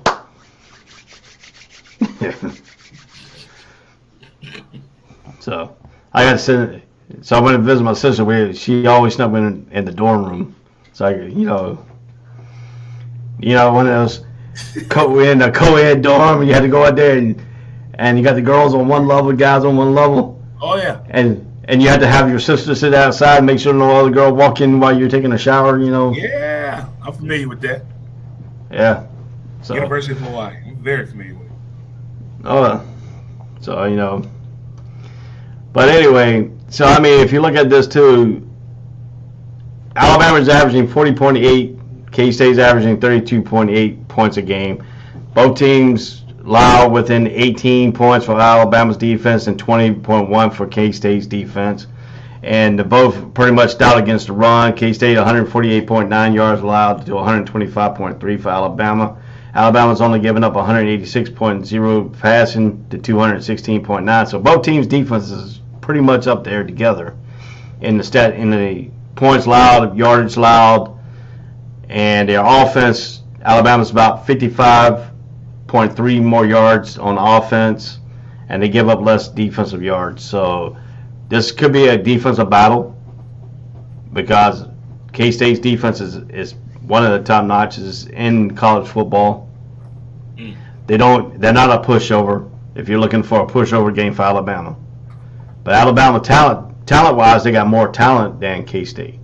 You see what Anthony said? He's questioning who Alabama got up next for quarterback. Who's Alabama next year? Someone on the team or a transfer? And that's very interesting because Alabama did have Drake May at one time to Carolina convince him to come back to home state. So I mean, Drake May did commit to Alabama. Then he decided he didn't want to go to Alabama. Mac Brown talked him into coming to be a legacy pick for North Carolina, which his dad played for the University of North Carolina under Mac Brown. So I mean, that's to me. I don't know. Let's check Alabama's roster. Let's see what they got. I mean, I don't even know who the backup quarterback. I mean, really, you didn't hear nothing about the backup quarterback all year because Bryce Young's taking care of all that. So I really think he didn't. came in and took a snap when his helmet got to get a helmet adjustment. So I mean, they took a snap. All right, so Tennessee matchup. So they got on the roster right now. They have a Cade Caruth, quarterback, 6'1", 195-pound freshman from Trussville, Alabama. They got a Jalen Milroe, quarterback, 6'2", 212 pounds, freshman at Acadie, Texas. You got Tice Simpson, number 15, quarterback, 6'2", 198 pounds, freshman from Martin, Tennessee. You have Ahmadi Stewart, quarterback, 6'2", 205 pounds, freshman from Bowie, Maryland. Then you got Bryce Young, 6 foot, 194 pounds, junior out of Pascoe, California. Is Bryce Young coming back next year? Is he definitely going into the NFL draft? That's the question. Has he committed yet? He hasn't committed if he's going or not. So, I mean, we know he's playing. We know what they do today. Heard the their coaches. I mean, he's a junior. So he's got one more year eligibility. He's got one more eligibility. If he uses COVID year, he's still got two more years of eligibility if he uses COVID year. So Bryce Young, if he decides he want to play throughout his whole tenure at Alabama, he's got at least one more year. Now the question is, does Bryce Young want to go into the NFL draft and looking at the teams that are going to be drafting for quarterbacks? The fact that he's playing in his bowl game lets me know that his people are telling him, hey, we need to see more. Yeah. Because I mean, go off his true nature, skill set, and a little bit of effort. Maybe he'll skip a pro day. Maybe he even skip the whole thing, depending on how today goes. But then again, if you're looking at his recruiting too, you got Houston's going to be on the clock, part of the 101st pick of the NFL draft. They need a quarterback. So does Bryce Young take that take that thing, seeing what happened to Watson at Houston. Does he decide, if he wants to decide and Houston decide to pick him, is that going to be a spot that he wants to go to? See, I just got mad because you mentioned that Houston got the number 1 draft pick, and what Denver gave up for Russ, that has turned into the number 3 pick in the first round. Mm-hmm. Yep. So that's the question. I mean, you got these guys got to see which NFL team is going to have that first pick and what they're going to do. Because I mean, if you're looking at it, Houston does need a quarterback. It's a problem in Houston right now. The quarterback situation they got at the Houston, Bryce Young could fit that mold for Houston. Look what Jacksonville did to Trevor Lawrence, even though Trevor Lawrence played under Urban Myers, and then Doug Peterson came in and has changed his whole entire direction. And I mean, if you want to look at it, Jacksonville right now is in first place by themselves in the AFC South. Who thought about it? The way the season was going this year. Right. So I mean, so it's up to Bryce Young if he decided he wants to come out this year or wait till next year. But I mean, whatever year it is, the next year quarterback class is going to be deep. You really think Bryce Young is the best quarterback in the draft? Not really. No. He could. I know. Not. And college-wise, he's great for college game. Pro is a different animal, and that's the problem. You good, Max Duggan. I like him and the kid from Memphis. Yeah, and then you also got the Kentucky quarterback in Levis, the former Kentucky quarterback who decided he wants to go in. Really, a lot of NFL scouts like his attributes, his tallness, his strength, his arm accuracy, and stuff like that. So, I mean, Levis right now is evaluating more on top of Bryce Young because Bryce Young's tendency is Bryce Young is only 6 foot tall. You know who's doing that? That quarterback from San Fran, Mr. Irrelevant, Purdy. He's letting what he did, his skill set, and what he's able to do, these kids that nobody thinks should be going in the draft that are quarterbacks, they're seeing what Purdy did. Yeah. But, I mean, if you look at it, too, what's the stature of an NFL quarterback? Anybody 6'2" and above, right? Can see over the line. I mean, look at Drew Brees. Drew Brees is only 5'9". They say he's 6 foot tall. He's only 5'9". 5'7". And I can tell you that I am taller than Drew Brees because I've seen Drew Brees up in person, and I've been beside Drew Brees, and we actually took a height test together because everybody thought when he came out to Afghanistan on the USO tour. Mm-hmm. I want a sports trivia question to get involved into seeing him up in person, eating dinner with him. And I sat beside him at dinner, and everybody's like, "Are you really 6 foot tall?" He stood up. I stood up because I'm only 5'10", and I was still about 2 inches taller than him. So he could be 5'8" at the most. I give him 5'9". At the tip. I'm 6'2". I stood beside Drew Brees. That little bitty fella. I think him and Doug Flutie probably the same height. Yeah. So, I mean, can a undersized quarterback, 6 foot and under, can play? Sure. But the question is, his skill set for NFL stature is still they're looking for that big, tall quarterback you see over the offensive line. And some of these offensive linemen are over, 6? Yeah, some are 6'4", 6'5", 6'6". Feet tall. They NBA players. So, I mean, is he a good? His tendency, he's accurate, but does his game translate to the NFL game? And some college players don't translate their game to the NFL. Look at Ryan Leaf. He was a good quarterback in college. He ended up being a bust in the pros. I blame the college. They didn't prepare him for the next chapter. It's like Tim Tebow. His first coach, I blame him. You should have told that boy to throw the ball overhand. Oh, you throw the ball pretty good side on. What the hell? I don't know. What you call it? He's throwing the ball. I mean, Mahomes, he's a true quarterback, but he also can throw that sidearm throw too, like he was a baseball player, because he was a baseball player too. So, I mean, you know, some people got bad habits that ain't been fixed. You know, like, and I'm going to tell you, Trevor Lawrence if you look at Trevor Lawrence's windup when he was in college and his first year in the NFL, it took him 3.85 seconds to get the ball out of his hand. That's a long time. This year, he's getting the ball out 2.45 seconds out of his hand. Third of the NFL. Who you give that credibility to? Doug Peterson. Thank you. Doug Peterson came in and changed it. Thank you. Because Doug Peterson has been an NFL quarterback, and he knew why he wasn't a starter. He knew why he wasn't a starter for long in the NFL. And he had a coach that understood what his inability to do. So he's very easy to spot at a position that he's very skilled at spotting the obvious thing you're not doing, right or well. We can correct that real fast. I like this Doug Peterson and Trevor Lawrence matchup. I think there's more to come. Yeah, but if you look, and let's get back to Alabama here a little bit, talking about Bryce Young and his bill and Alabama's next quarterback.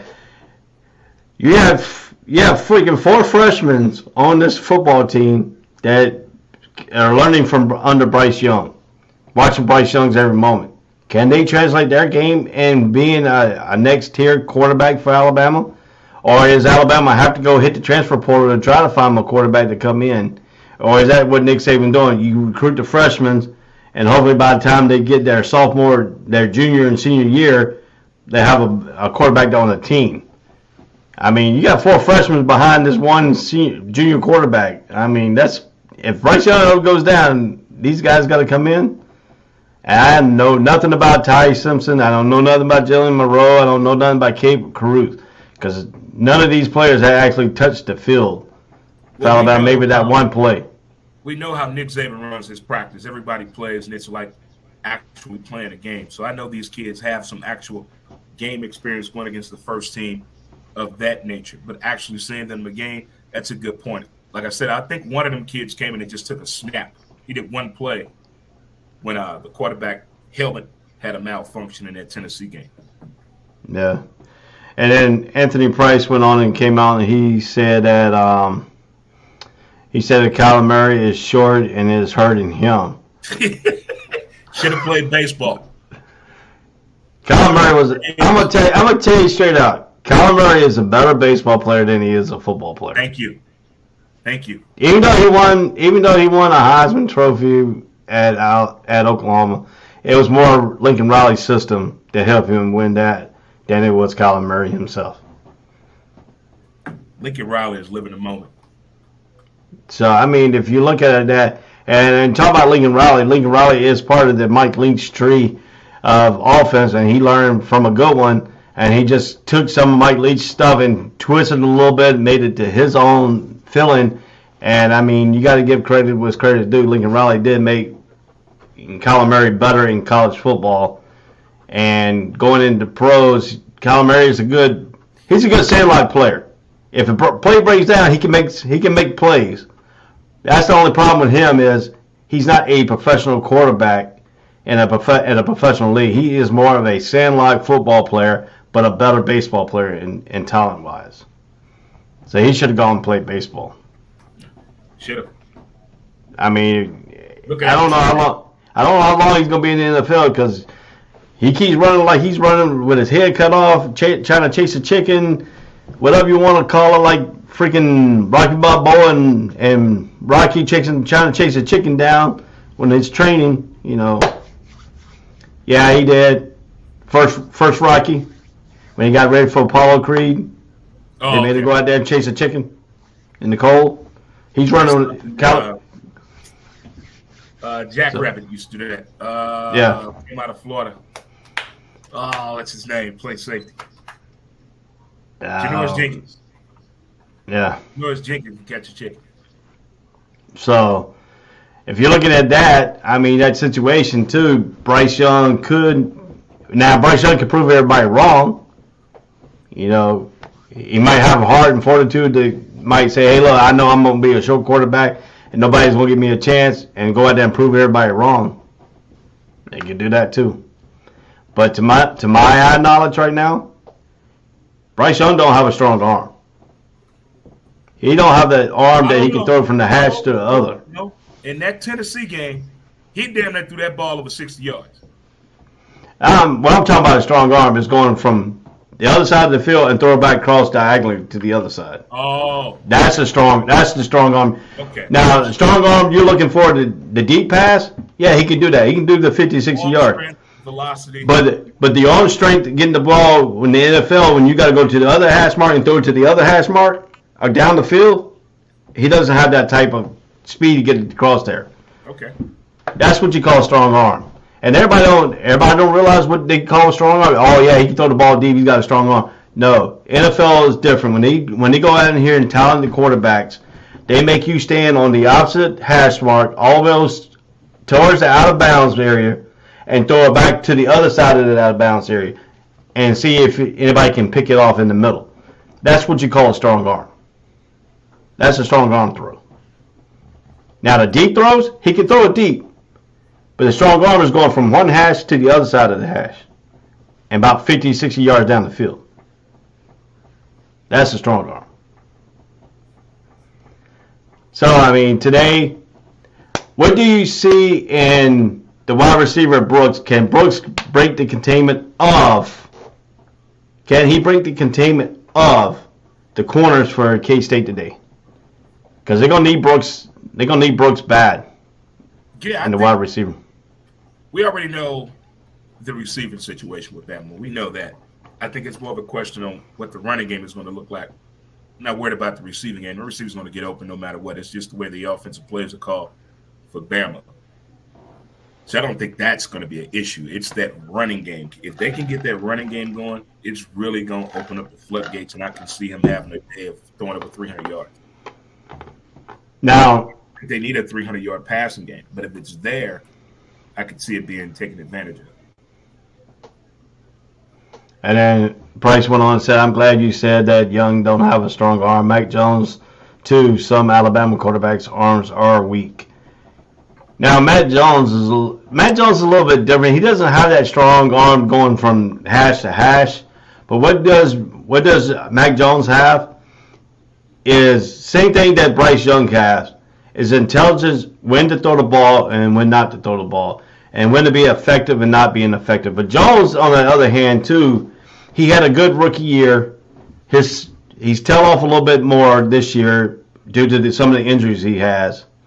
But Belichick, to me, his system is tailor-made for quarterbacks that got weak arms. Besides Brady, Brady is the only exception to the whole deal, and Bledsoe, who came in and got hurt. And that's another thing too.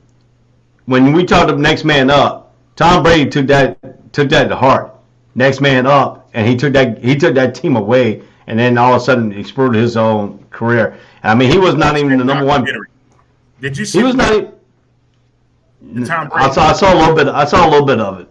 They got Drew Brees in there. Drew Brees almost in. I mean, not Drew Brees. Shit. What was the quarterback before him? Drew Brees was the quarterback before Tom Brady. No, what was his name? Drew Bledsoe.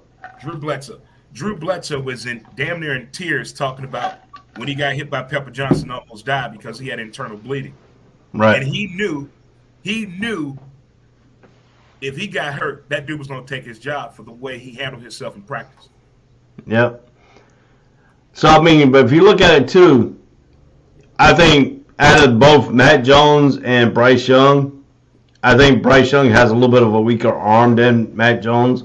But Matt Jones got a little bit more of a height to him, and that's what the NFL statute is. They were looking for a taller quarterback, 6'2" and above. So, I mean, to me, Bryce Young's height has got something that's got to be dealt with in the long run. He's got to prove himself in pro days. He's going to have to actually do a pro day if he's decided to go. He's going to have to actually run a physical pro day. And when I'm talking about physical pro day is standing on the other side of the hash mark and throw it about 60 yards down the field to the other hash mark to show that he's capable of doing that. So, all right, my friend, who you got winning this ball game today? Alabama or K-State? Yeah. You going Bama? No, damn that. I'm going for the upset. Give me K-State. Yeah. Michael Bishop. I'm going with K-State.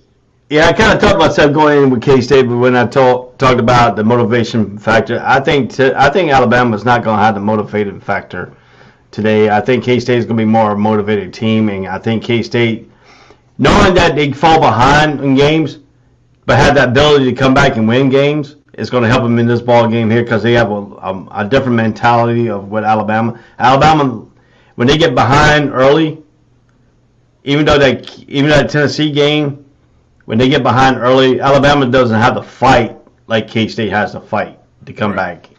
So, I mean, if K-State can get them down early, you probably really defeat Alabama early. That's the capability on that one. All righty. Let's go to the next game on the docket here. Oh, I forgot to take off the. I forgot to put this up there. That's the graphics there for Alabama and K-State. Next one is going to talk about the Iowa Hawkeyes and the Kentucky Wildcats. SEC against the Big Ten. Iowa Hawkeyes, who doesn't pass the ball effectively, runs the ball effectively, great defense. How does Kentucky get past the good defense of Iowa today? Oh man, that's a speed, because Kentucky is very fast. And again, I think their quarterback, TCU and Memphis quarterback, have a lot of the same qualities that I think the NFL is looking for. What they bring to the table, they understand the defense. They know how to minimize the mistakes. They don't want to take a tackle for loss. They know how to get rid of the ball. And they know when to run. But I think it's taking advantage of what's given to you. It's going to be one of those type of games for Kentucky playing against Iowa State today. Now, I think Will Levis is not playing in this game. I think he decided not to play because he's getting ready for the NFL. Right. So let's look at the roster. Let's look at the roster right now with the quarterback situation here. Levis is gone. They have a sophomore quarterback in Deuce Hogan and a freshman quarterback in Kyrie Sharon out of Kentucky, and Hogan is out of South Lake, Texas. Which one will get the start today? South Lake, Texas. What's his height? What's his skill set? Deuce Hogan is 6'4", 205 pounds, sophomore out of South Lake, Texas. Will Levis, who is 6'3", 232 pounds, senior out of Madison, Connecticut, but he's not playing. And then you got the other quarterback is Kyrie Sharon, who is 6'3", 208 pounds, freshman out of Sunrise, Kentucky. And then you got one more quarterback in Destin Wade, who is 6'3", 222 pounds, freshman out of Spring Hill, Tennessee. No, we're going to go with the 6'4" kid. You going to go with Deuce Hogan? Yeah. That's going to be a question. Can he perform like Will Levis can? Even you might have speed, but if you don't have a quarterback who's accurate enough to hit the speed, that could be out. It could be advantage Iowa. You can't give him the same plays as you gave your starter. You got to give plays that can make him show what he can do. You know, maybe he can't throw the fade. Maybe he can't time the button hook, the down, out, and up. Those are all timing. Now, if you throw plays from to hit the spot, that's a little bit more doable for quarterbacks that you're doing the teach back in game coaching. I mean, this is. If you look at this, if you look at what's going to happen today, something on what's on stake today is this is very interesting. The Iowa coach Kurt Frenzies, is one of the one bowl win away from tying the late Joe Paterno for the most bowl wins by a Big Ten coach at 10. Better yet, the Hawkeyes can get some payback for losing to a Citrus Bowl to Kentucky 2017 wrap up last season. So they played against each other last season. Did you just say Joe Paterno only had 10 bowl wins? As a Big Ten coach, yes. What? Did he coach like 60 damn years? But they weren't in the Big Ten. Damn, he They only were had 10 bowl wins. That's crazy. As a Big Ten coach, he only had 10 bowl wins because Penn State used to be independent before they joined the Big Ten. That's right. Wow. Nobody remembers that year, them years that Joe Paterno was an independent Penn State, and they didn't join the Big Ten until they got Maryland involved. That's only why they joined the Big Ten, because they brought Maryland in with them. And Joe Paterno said they weren't going to go to the Big Ten unless they can bring in Maryland. That's why Maryland left the ACC. That's why the Big Ten went after Maryland, to get them so they can get Penn State into the Big Ten.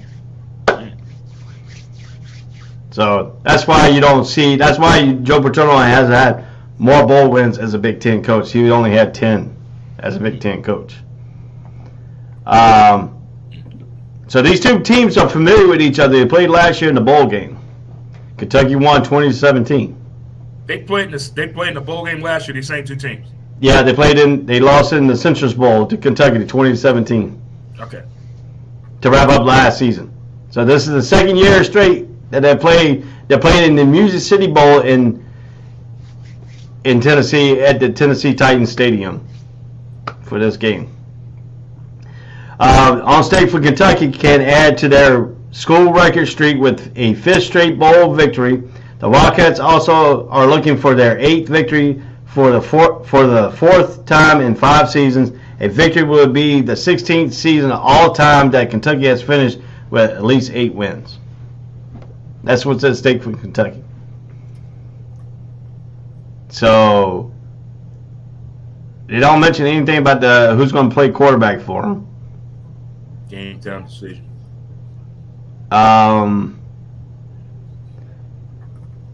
All-American defensive back Kevon Merriweather opted out of this bowl to prepare for the NFL draft. So did Kentucky quarterback Will Levis and running back Chris Rodriguez. So now they're going to be without their starting quarterback and without the best running back they have, and Chris Rodriguez for Kentucky.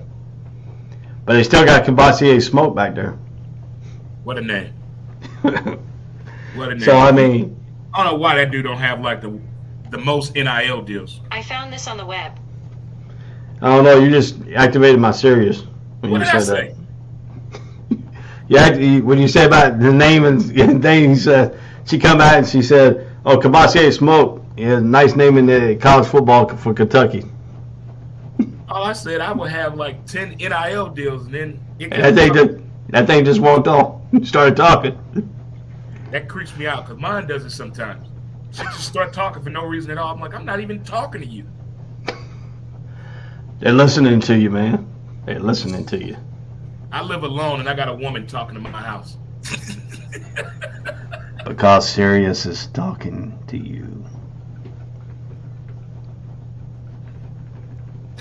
It's not really Alexis. Oh my God. It's the spies talking to you. Now when things don't start talking English to you, then you gotta worry about it. Well, I had it set up where it spoke with a British accent. My wife has her set up like that too. I like the way they say my name. So, I mean, today is going to be interesting because we talked about earlier that people are opting out. And that goes 2 of your starters down from Kentucky, 1 of your All-American defensive backs for Iowa. But Iowa's defense doesn't predicate just losing 1 All-American because they got backup guys who play all the time, too, on that defense. But the problem with Kentucky is their backup quarterbacks hadn't played all season long because Will Levis hasn't gotten hurt, it hasn't been taken off the field, and hasn't blown out teams to where they can come on the field and play. So we don't know how they're going to be reacting here.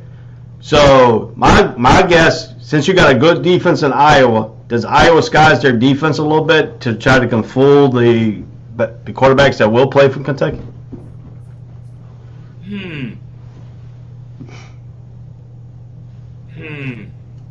See, since they played each other last year in that bowl game, I'm quite sure a lot of film work has been dictated on what they did wrong, what they did right, who's returning, what they both did this year outside of playing each other again. I got a feeling it's going to be one of those tight games going into late in the fourth quarter. Maybe come down to a field goal or one possession game. Now, my question to you is, Iowa likes to play the low-scoring game. Kentucky likes to play a high-scoring game. Fast pace. So if Kentucky plays if their quarterbacks play up to their ability of playing high scoring, and they get into a high scoring affair, then they have a better chance of winning. But if they start playing Iowa football, where the smash mouth football, field position, short field position gives Iowa a chance to win, because their quarterback ain't that great. Right. Their offense ain't that great. They got a good running back. I mean, they predicate themselves on the running. They predicate themselves on old-style football in Iowa. We call it the old man game, where you run the ball, you play the I formation, you hit the guys in the mouth, and don't worry about the quarterback passing the ball too much because your running game is effective.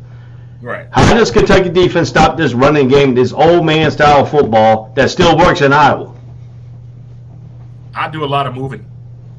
I keep people moving all the time. I don't keep nobody still. A lot of moving on that defense. The way what was it that did that? That was Washington. They had a lot of people keep moving on defense just to get everybody antsy on their feet. So that's what I would do, because both of these teams are going to play their respective offenses and defense. They're going to wait to get something out of the ordinary happens, taking advantage of the opportunity. Somebody not committing 100% on each and every play, spotting the obvious. But if you, as you said, play into each other's hands, we know Iowa can't play a fast-paced game. We know Kentucky does not like being slowed down, defensively or offensively in coaching. They play a very fast-paced game. They coming in with SEC-style football on the mind. So now, if you look at this situation too, and you know how I feel sometimes about this, is that I think the old man school football still works in today's game because they slow the pace of the game down. They keep the Kentucky offense off the field more. If Iowa can win the third down conversions and keep the time of possession and keeps that Kentucky defense on there and tire them down to the fourth quarter, that's what Iowa does their most damage at in games. How does Kentucky get Iowa team off the field quickly and keep their offense on the field at the same time? Yeah, that's you can't hurry up the offense. No matter what you do, there's a clock for that. The only way I can tell them to do is just keep running their mouth and keep everybody moving. That way, if somebody get antsy, may get some false starts on the offense. Now, if that happens, then I will speed the game up because they're barking on that line. All right, so my friend, who you got? You taking the SEC team? You got Kentucky? I'm going with the Big Ten team. So you know, I got Iowa in this one. I got Iowa in a close one. I got Iowa winning by a field goal because I don't understand what Kentucky is going to do with their quarterback. I haven't seen their backup quarterback play, and that's going to be the big issue today. All right, my friends, we're getting into the time where we are now to bring up the first set of the college playoff teams. Number 3, TCU Horned Frogs versus number 2, Michigan Wolverines. Michigan has something to play for. Both teams really have something to play for. And Anthony Price said they say Kentucky over 25.5 points. I don't think so. I think Iowa's defense is a little bit better than that. So But now we're going to talk about the first game of the college playoffs. Number 3 TCU Horned Frogs versus number 2 Michigan Wolverines, who made it to the championship game last year, trying to get back there for the second straight year. How does Jim Harbaugh prepare for this pesky, no-die TCU Horned Frog team that don't know if they get behind by 2 scores how not to come back and win, because they've been doing it all season long against top-ranked teams? If they win today, if TCU wins today against Michigan, this will be the most top 25 teams they have beaten in the last 2 years in one season. So Jim Harbaugh has to fight with TCU, and TCU is a scary team. Now you get them, an extra 2 weeks to prepare for this game. So TCU like to throw a lot. Sonny Dykes likes to put up some trick plays in these games. Does a trick play come into effect today? How does Jim Harbaugh defense react to that? Well, I think Michigan learned a lesson last year in this same situation. Being in a bowl game, they didn't take it seriously. They went out there kicking it. This team's a little bit more focused. The eyes on the prize has been unity. They all did the drill, lining the shoes up together. I thought that was pretty cool and significant. So they're going ahead with the machismo. We going here as one band, one sound, one unit. The distraction here is Harbaugh has been called by the NFL again, and we know the team heard that. So he has to calm them down. Don't worry about me. I'm not going nowhere. I'm staying right here. The incoming recruits got to worry about that. So the distraction, as long as he nipped that in the bud, and they're not hanging out and partying, they're not even doing anything. They're not even doing any festivities. None of that. They've been focusing on the game, and that's really important to pay attention to, because they do so many team activities when you get in these bowl matchups, especially when you're in the playoff. It's for the players and for the teams. For the players to commit is one and say, hey, we're not going to do that. We're here to do something. We're on a mission. I like that. This is the first time I think I've heard and believed that a Harbaugh coach team at Michigan is ready to go to the next chapter. All right, that's what I want to find out from you. How does Michigan's defensive back can handle Johnston, who has 53 receptions for 903 yards and 5 touchdowns, who is a big-time play wide receiver, who can be also your possession wide receiver to turn into a big, deep threat? So now, how do you take him away from TCU and Duggan? I would tell him, don't worry about the backfield, just worry about the receiver. It's up to my defensive front to get pressure on Max Duggan. Max Duggan returns, part 3. You get pressure on him, and then you got Kirk Warner's son. He a receiver or a tight end? For who? TCU? So if you get pressure on the quarterback, that's an early release. That's cutting the routes. That's hitting the underneath option more than anything before they're allowed to stretch the field. Now, if he gets time to throw that ball, just don't look in the backfield. Just keep your eye on your receiver, your job. Keep down his hips and feet and go in the eyes. Now, on the opposite end, how does TCU defense contain Quorum and Edwards, the running backs for Michigan? I think TCU's defense is going to be the one thing that Michigan is going to try to figure out due to the way how TCU has responded in games where we thought they were going to lose.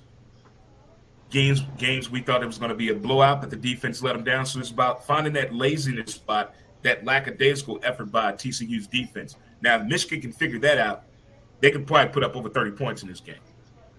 Now, if you look at it this way, this situation too is when I have seen these matchup predictors during the years that TCU has played this year, when they are under 50% chance of winning games, TCU ends up winning the game. Today, they're only giving them 33.3% chance of winning this game against Michigan, who's 66.7% chance of winning this game. Now, Matt Duggan has come out and said that he has gone to ESPN every single game to watch his matchup predictor that for this thing. This gives him the incentive of motivation. Today, he's got some motivation because they only 33.3% chance of beating Michigan because Michigan is a superior team with talent-wise, with Corum and Edwards and Bell and McCarthy at the quarterback position. But TCU is not lacking on the running back position of Miller, who leads the team with 216 carries on 1,342 yards and 17 touchdowns himself. So TCU is a double threat team with the quarterback and a running back whose offense on times TCU's passing is 273 on offense per game and rush for 200 yards. Michigan, on the other hand, has passed for 210 yards and run for 243 yards. So, but Michigan's defense is only giving up 277 yards, 277.1 to 385.1 for TCU, but Michigan's only giving up 85.2 yards rushing this year for the defensive side. So how does TCU and Miller get going against a team that only allowed 85.2 yards on the rush? Don't give up the run. Don't give up on the run. And we saw that from the bowl games this week, how teams did not give up on the run and ended up really benefited from it in the third quarter, and especially in the fourth quarter, either to come back and win the game or to preserve the lead. Don't give up on the run. And now we know TCU is coming in off a loss of K-State in overtime, 31-28. How do they get past that game and now focus to this Michigan game where does that loss really hurt them coming in with that confidence-wise because they gave up so many big plays to K-State in that ball game? No, that's one of those losses you can build on because they had an opportunity to win that game. Look how close that game was. Look how they lost that game. Look how they played that game. I would use that game as a building block, as motivation, rather than I know you guys wish all it had done was just move the games. If they went undefeated, that's the only thing that it would have done. It would probably switch the matchup. That's the only thing. Now, Georgia right now. Now the other thing is too, Michigan can't look ahead. You know, if Michigan started looking ahead, this could really affect them mentally and effectively. Why? How does Harbaugh keep their mind just on task today? Because even though they look superior on paper, we know games are not won on paper; they're won on the field.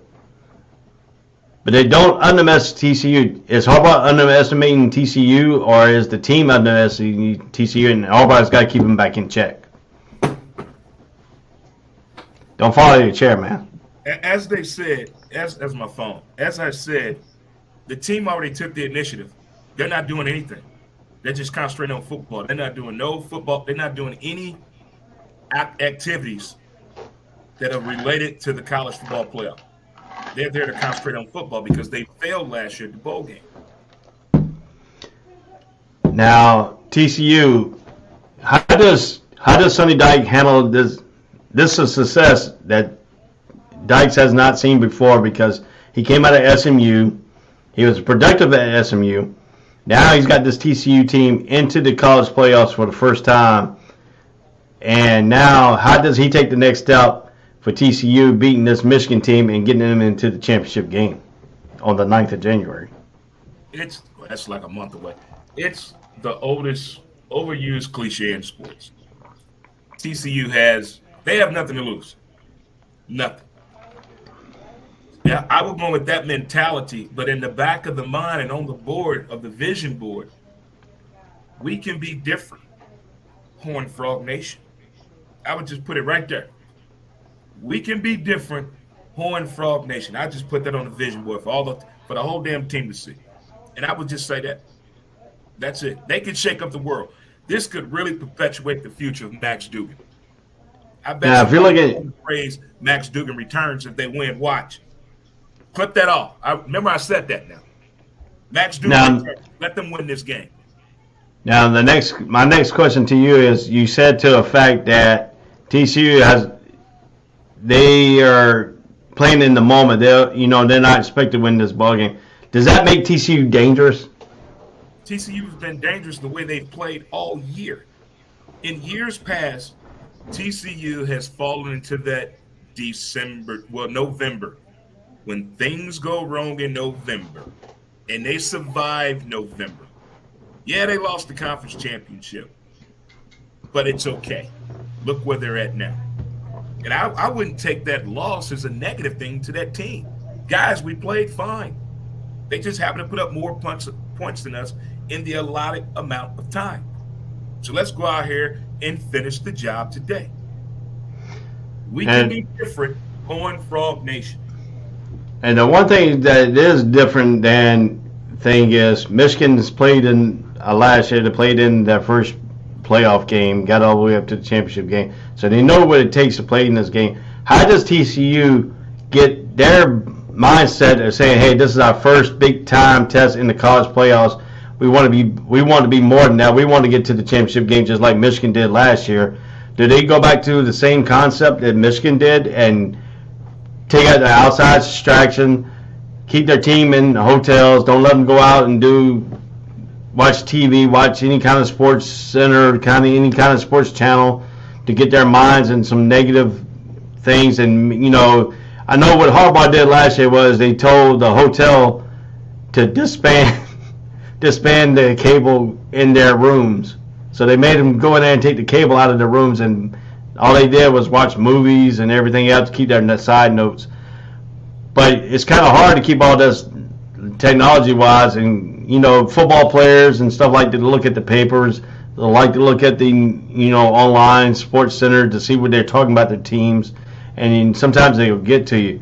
How do you keep the outside distraction away from TCU? Because this is the first time they've been in this situation, playing in the college playoffs, and you got a lot of outside attraction trying to get TCU, the interviews, the things. How do you keep their mindset on the task at hand and keep the outside distraction that's coming into play right now? I would show them the videotape footage of what Michigan did last year, how they all hung out and kicked it and partied and was not prepared to play the game. That right there is your motivation, right there. But TCU did the same thing as Michigan. They're not participating in any festivities either. So they took the same approach. They're trying to concentrate on this game too. And Dugan, who loves, I think it's a social media thing he does, he's even went away from social media to mentally prepare for this. Yeah, that's like today's world between compared to back in the 80s and 90s before social media came out. You only had the newspaper, you only had TV. You didn't have too much of the internet until you got back into the early 90s. So the distraction was easy to keep away from the teams back in the 80s and 90s era. Now you got teams moving forward. How do you keep them off of social media? How do you keep them off the internet to look at these negative stuff? Because you got people putting negative stuff on both teams out, trying to affect one another. How does a coach prepare his team and the distraction of social media? Like you say, Dugan's been away from it for a little while. He likes doing his little social media during the regular season. I get that. But now you got to go away from that. It's kind of hard to break the habits when you get the habits already started. So how does college football players, and how does it? I know the big time magnitude of this ball game is going to be very high on both sides. But McCarthy last year, he had another quarterback with him who alternated during the games. Now this is a McCarthy team. The other guy transferred out. So now you got McCarthy, who's now going to be able to run the team. Do you put the ball in his hands? You take away Corum and you put the ball into the quarterback's hands for TCU to try to make you beat TCU today? I don't think social media is going to come up with a big play, for one. Two, I don't think TCU is going to a two quarterback tandem as a game plan to play Michigan. Now, if there comes a situation where somebody can't move the ball, maybe a substitution. I can see that, but I don't think the game plan is, look, we're going to use both of you guys the whole game. No, I don't see that coming at all from TCU. Now, I just see defense is simple. It's nothing sexy. It's nothing strange. It's nothing unfamiliar. They do the same type of defense. That's it. Now, defense has to adjust more. Michigan defense has to adjust more to TCU's offense than anything. Now, my next question is, TCU likes to go no huddle, likes to fast tempo type offense. If they get their game plan working to effective, by the time the fourth quarter come running out, Michigan defense could be tired. Substitutions for those big boys, they get long-winded. That's the only way. Fake an injury, you got to keep them substitutions ready. And we notice teams that when they do play these fast-paced offenses, they do have a person designated on the field. They go down with a cramp or some kind of injury. I don't say sometimes it's fake, but sometimes it is, because you can see how quickly they get off the field and they come right back in the next play. Can college football stop those kind of strategies? No. For display the team? Because I mean, some teams got advantage on the fast pace, like TCU. TCU likes to go fast. Right. Michigan likes to go slow. If I have to slow you down, hey, look, you better fall around. Cramp, come on out for a play. It's part of the game. Every sport does it. Every single sport has a strategy to stop you from speeding them up, and they're not ready for the speed of the game. They will make you. They try to control the pace of the game, which is not wrong. And then Anthony Price says Georgia versus TCU in the championship game, but Georgia's going to win it all. Do you think TCU gets past Michigan today?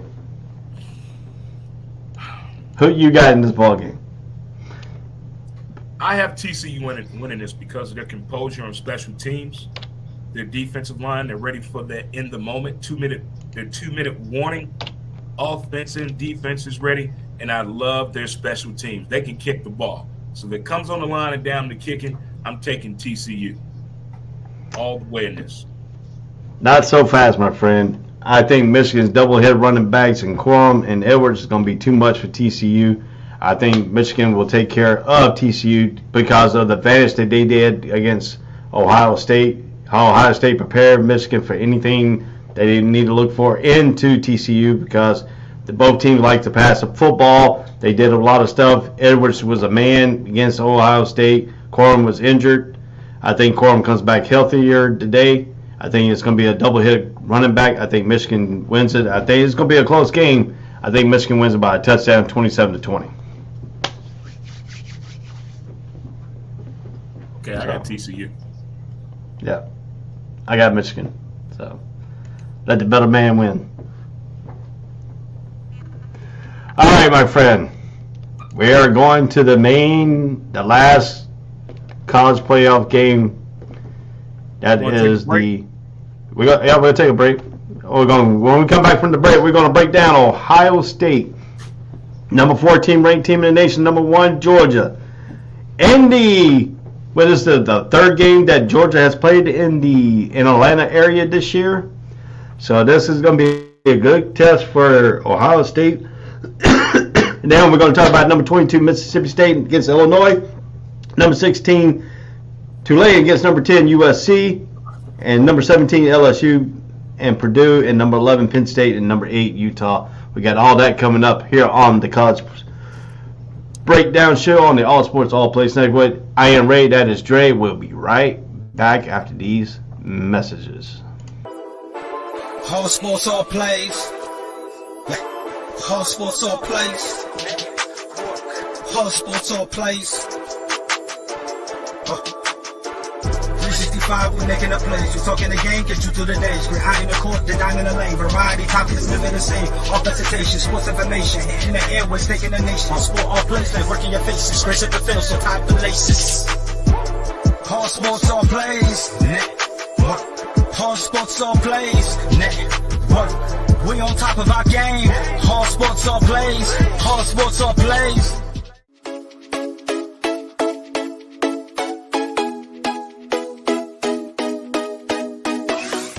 What did you say? I said Kobe Bean Bryant has been overrated ever since he passed away. Now, I'd say they could lose about 4, but I don't see them losing 5. You know what I mean? All sports, all plays. All sports, all plays. All sports, all plays.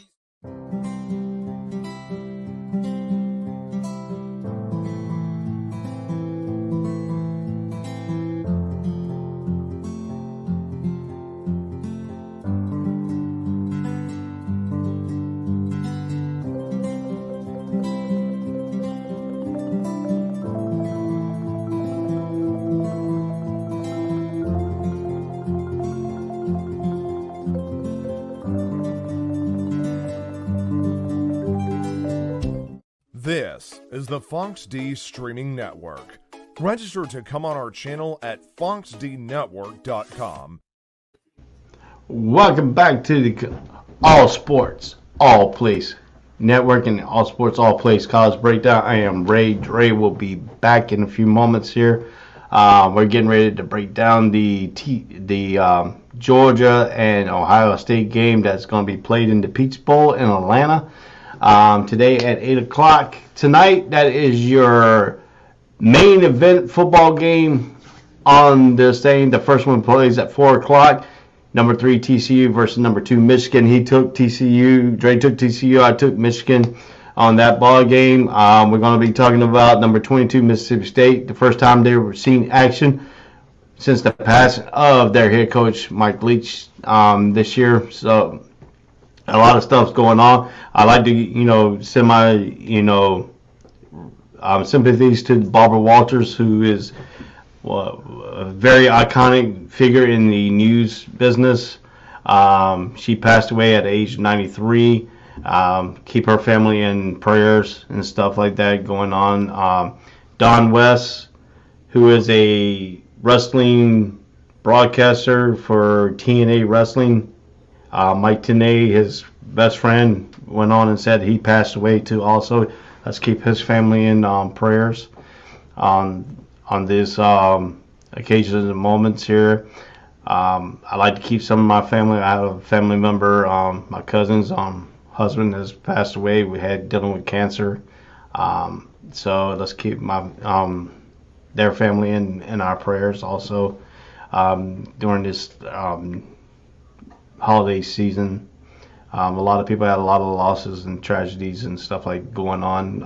Our church family had a loss. Let's keep their family in prayers too this past occasion. So I mean, a lot of stuff that's happening, and like I said, we're going into the New Year's Eve today. If you're going to drink, please have a designated fireworks person. If you're going to drink, do not drive. Call Uber, Lyft. If you're in the Anthony area, he's a Lyft and Uber driver. Get on that Uber app or Lyft app.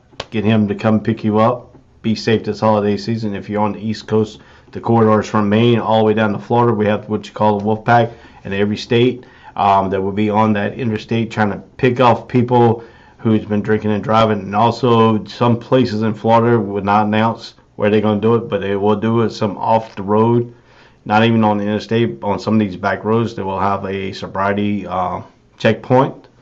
So please don't do it. If you're in the Jax Beach area, if you're watching the show, their cops are hanging outside of the club, radioing cops that are in cars.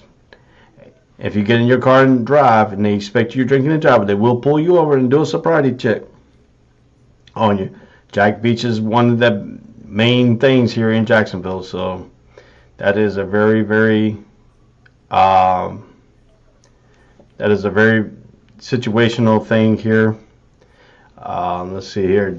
Dre's texting me real quick. He might not be back, so I'll get you that here. If that is the case, we're gonna go ahead and break on the next thing we got going on here. So he's texting me right now in the back part of the studio here. So we're gonna get ready to break down this Georgia and Ohio State game here. It is played at the Mercedes-Benz Stadium in Atlanta, Georgia. Ohio State C.J. Stroud, one of the best quarterbacks in college football, finished number 2 in the either number 2 or number 3 in the Heisman voting.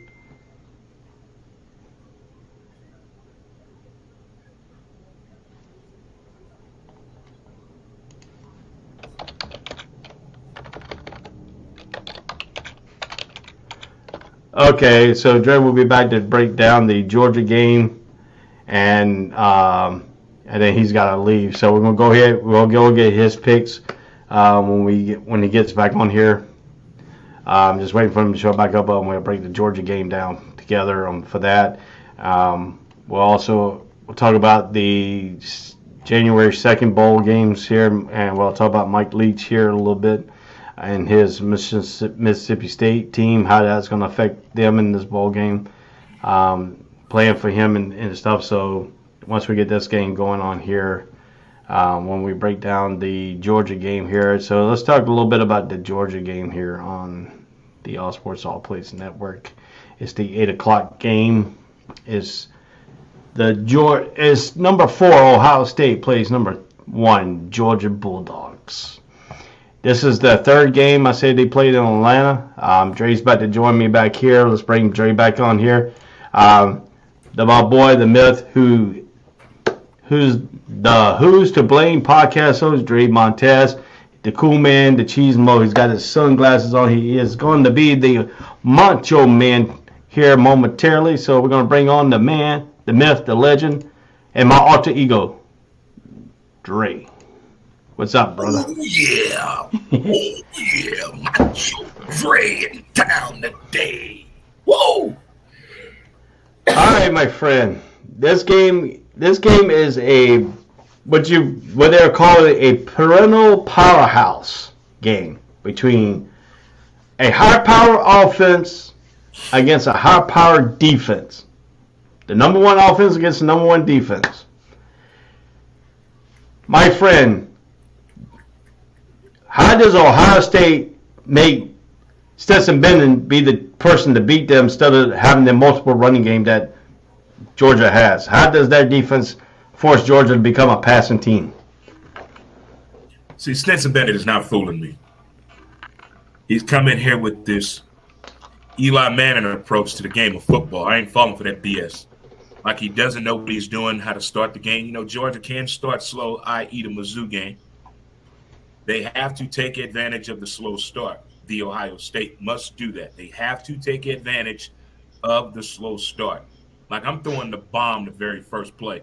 If I get the ball and Georgia's not moving that ball offensively the way we know Georgia can move that ball, when the Ohio State get the ball, let's throw that thing. Let's go.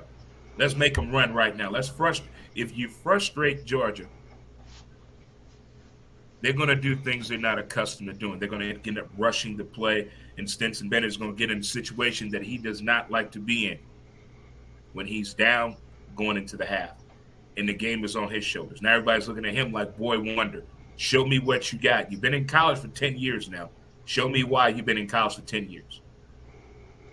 All right, so we're talking about that. We know that Ohio State has a good one of the best wide receivers in a while, Marvin Harris Jr. How does Georgia stop him? And then Georgia does get some penalties do come in towards a pass interference calls. And how does Marvin Harris Jr. factor in this ball game? How does Georgia take him away? Well, his footwork. So we already know we got double team coverage over there because his footwork will get somebody lost over there. He has hands. He has speed. But he's 6'3". He's the go-to guy. He's clutch on third down and long.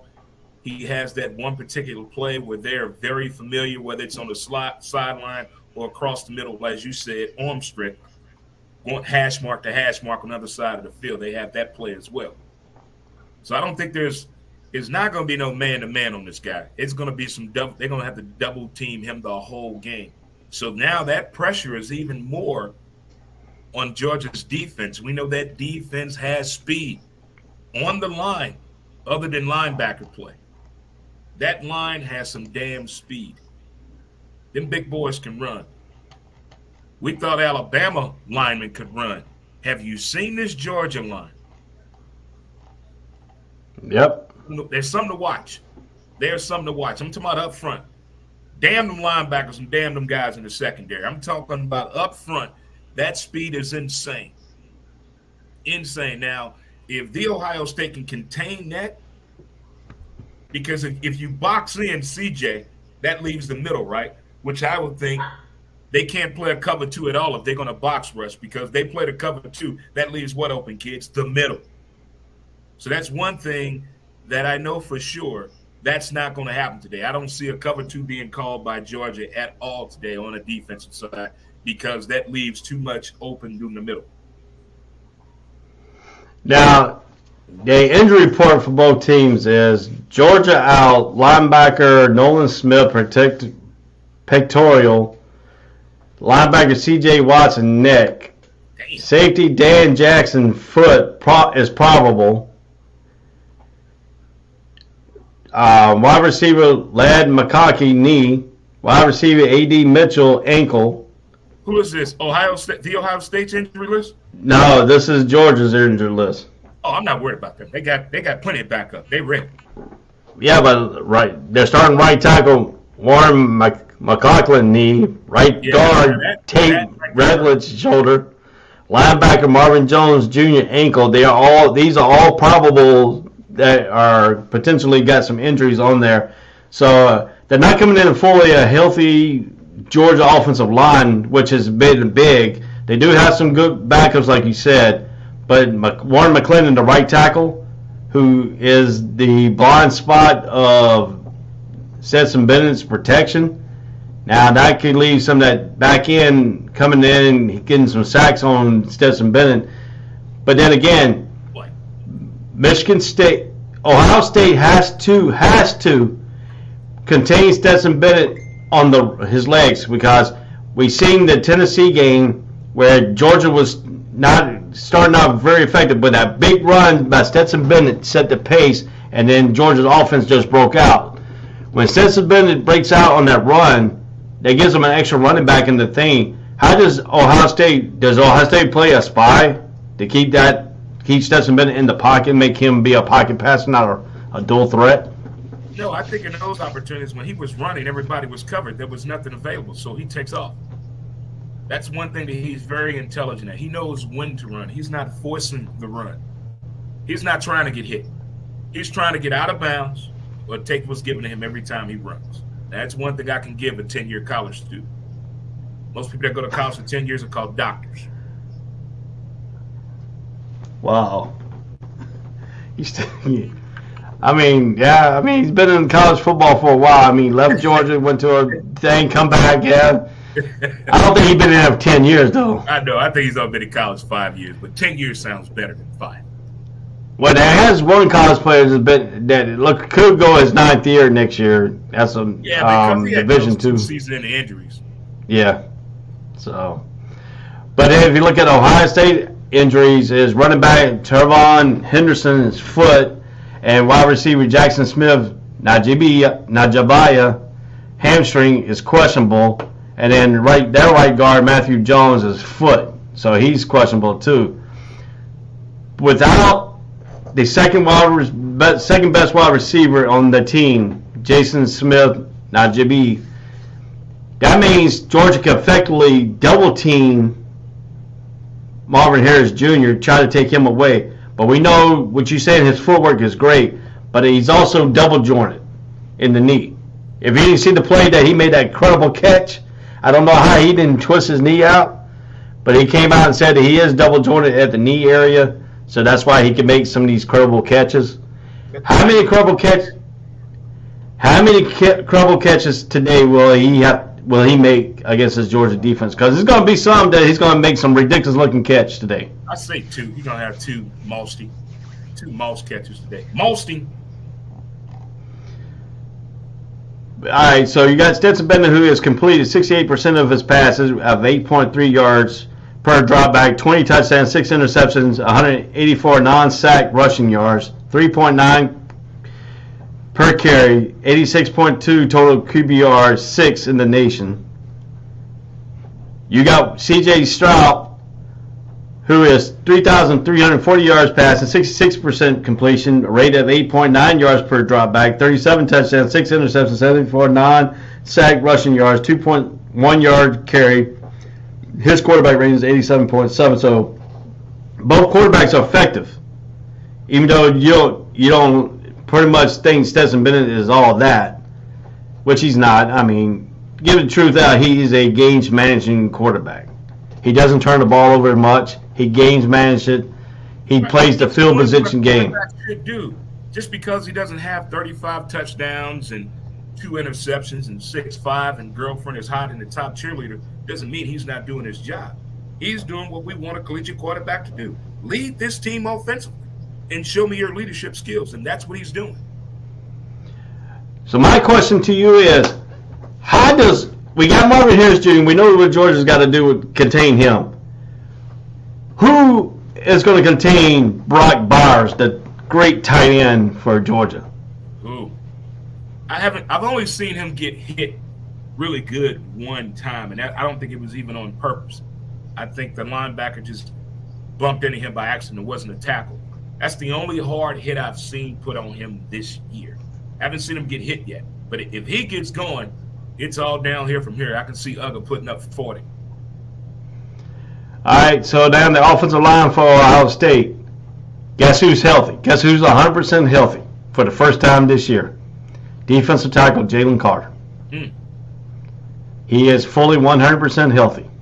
When the last time he played game speed? He's played the last 2 games for Georgia. That kid back. Oh, that's dangerous. Yeah. He's fast. He's 320 pounds, but he runs a 4.5 speed. Not getting away from him. You take his food, he gonna catch you. So does Ohio State have to double team him to keep him contained a little bit? If he starts getting that backfield causing havoc and making C.J. Stroud run out of that pocket, Ohio State could be a long day for Ohio State if they get their first quarterback. The first 2 possessions for Ohio State is going to dictate if they need to double team him or not. Now, you say Ohio State needs to go deep. You got to get time to go deep. And if Carter breaks 3, they ain't got no time. The first two possessions that they have of the game, they're going to know what's going on with that line, their offensive line versus Georgia's defensive line. But Georgia's defense is just way too fast for them up front. And then if you look at the coaching situation, Georgia's got the advantage in coaching. I think Kirby Smart's a way better coach than Day is. But if the question is to you is, if Day cannot get himself going, and if Day cannot take Ohio State to the next level, is Day going to be on the hot seat pretty soon, or is his job is going to be secure for the rest of his time there, even though they're winning? Oh, his job is secure. It's just not a hot seat situation. You got the Ohio State in the college football playoff. Everything's fine. So if you look at things, Ohio State defense in the first 10 games gave up 15.6 points per game, 5.2 yards per game. But the last 2, they gave up 37.5 points per game, 7.3 yards per play. Is Georgia going to get over? Will Georgia keep that trend going against Ohio State, raising that game up? Will Georgia score over 37 points in this ballgame today? Georgia's the type of team I don't think how many points the offense can score is even in the conversation. I think what Kirby has been preaching all week, let's continue what we've been doing all year. Keep that up, and the rest would dictate the outcome of the game. I don't think Georgia's at all in the past 4 years has really paid attention on how many points you need to put up on the board. It's like that speech teams give each other when they play Bama. If we put 30 points on the board against Bama, we've done our job, gentlemen. I don't think Georgia has that on their mind. All right. Going to do what it has to do. I got one more tidbit, and then I'll let you get out of here. I got to let you pick the rest of your games here before you get out of here. I seen in here some of the reports that are coming out that Georgia isn't a great deep shot team. Does Ohio State load the box and make Georgia throw him deep today? I want to see Stetson Bennett win a game. So yes, I would put the pressure on him. So I'm blitzing probably 80% of the game today. I'm throwing some defensive stunts at him, some switching around, a lot of motion, a lot of moving. I want to throw something at him he hasn't seen. Make him uncomfortable. Because if he gets comfortable, that's NFL training day going on. Now, in this ball game, we know that Georgia wants to run the ball, wants to keep Ohio State explosive offense on the sideline. Does Georgia get that running game kicked off, and will they be effective in the running game against Ohio State's defense? If Georgia runs over 200 yards, they're going to win this game handily. And I can see Georgia doing it. They're running back you. Georgia is ready. Do we see the tight end reverse today for Georgia? Oh, of course. I can see a flea flicker. Now, with Marvin Harris Jr. going to be probably the most effective guy whose their defense is going to be tailored towards, does Clee Ringo, the corner, occupy Harrison by himself, or does he have help over the top? Can't do that by himself. He's going to need help. One player is not going to beat me, so we're going to double team him. Don't try to tell me you can do the job. No, son, we're going to give you some help. Let's do this as a team. We didn't get here as one. We got here as a team. Now, there are some reports that Georgia's defense will be tested in ways that they have not been tested all year. That's going to be the deep passes for Ohio State because they take deep shots, and they do run the ball effectively. They do balance attacks. So does Georgia's defense have to change some of their ways, or will they have to commit an extra person to come in and rush the quarterback? They had the same problem with Tennessee, and they hit them in the mouth. So they're ready for that challenge. Georgia has too much speed on defense to be worried about that deep ball. If they double team Marvin Harrison Jr., everything will be fine. It's too much speed up front. You talking about getting rid of the ball. He has to get rid of the ball.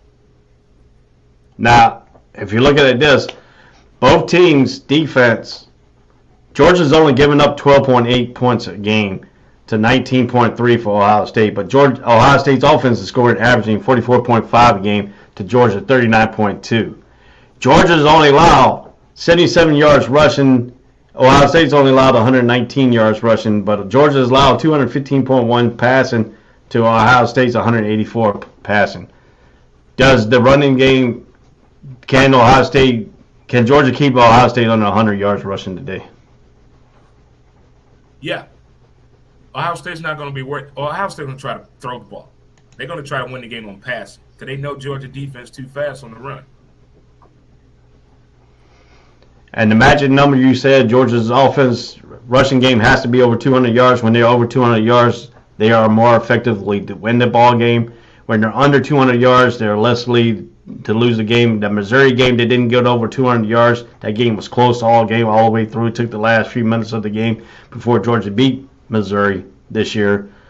So the magic number is that 200 yards. They're averaging 207 yards rushing, and they're averaging 284.9 yards passing for Georgia. On the other hand, the magic number is Ohio State has to get at least to 198 yards rushing, and they are more effective. But against Michigan, they did not get into that 198-yard ram. They got close to 145 yards. They have to run the ball to keep Georgia honest. And if their running game is going, and Georgia makes them one-dimensional, them defensive ends are going to take and charge up there. So how does Ohio State have to be effective in the running game? How are they going to run the ball? They gotta find a way to run against Carter. That's that nose tackle. RPOs, maybe more on the quarterback running. They got to disguise it. Some ends run with the receiver through the middle on a reverse. They got to get creative with running plays. Just can't hand the ball up to the running back and just pray that CJ can pull off an RPO that's successful. All right, my friend. Who you got winning this ball game today? In the words of my good friend Cassie Joe, I'm going with Uga. I got Georgia too. All right, before you leave, who you got? 22 ranked Mississippi State over Illinois. Who you got? Mississippi State. Is this gonna be the Mike Leach factor? It better be. Mississippi State playing for? It better be. I got Mississippi State winning that game. I think it's gonna be the Mike Leach factor. Number 16, Tulane plays number 10 USC. Who you got? Come on, man. USC. You got Lincoln Riley? Mm-hmm. I'm going with the upset. I'm going to take number 16 Tulane. I'm going with the upset on that one. Number 17 LSU will play Purdue. Who you got? LSU. I got Jalen Daniels coming back. He's playing in this ballgame. I got it. Number 11 Penn State at number 8 plays number 8, Utah. Who you got? Utah. You got Utah? I'm taking Penn State on this one. So that's how we have all our picks in. We're going to go ahead and call the show for the day. We'll be back on 9th is January 9th. We'll be back on that Saturday to break down the championship game.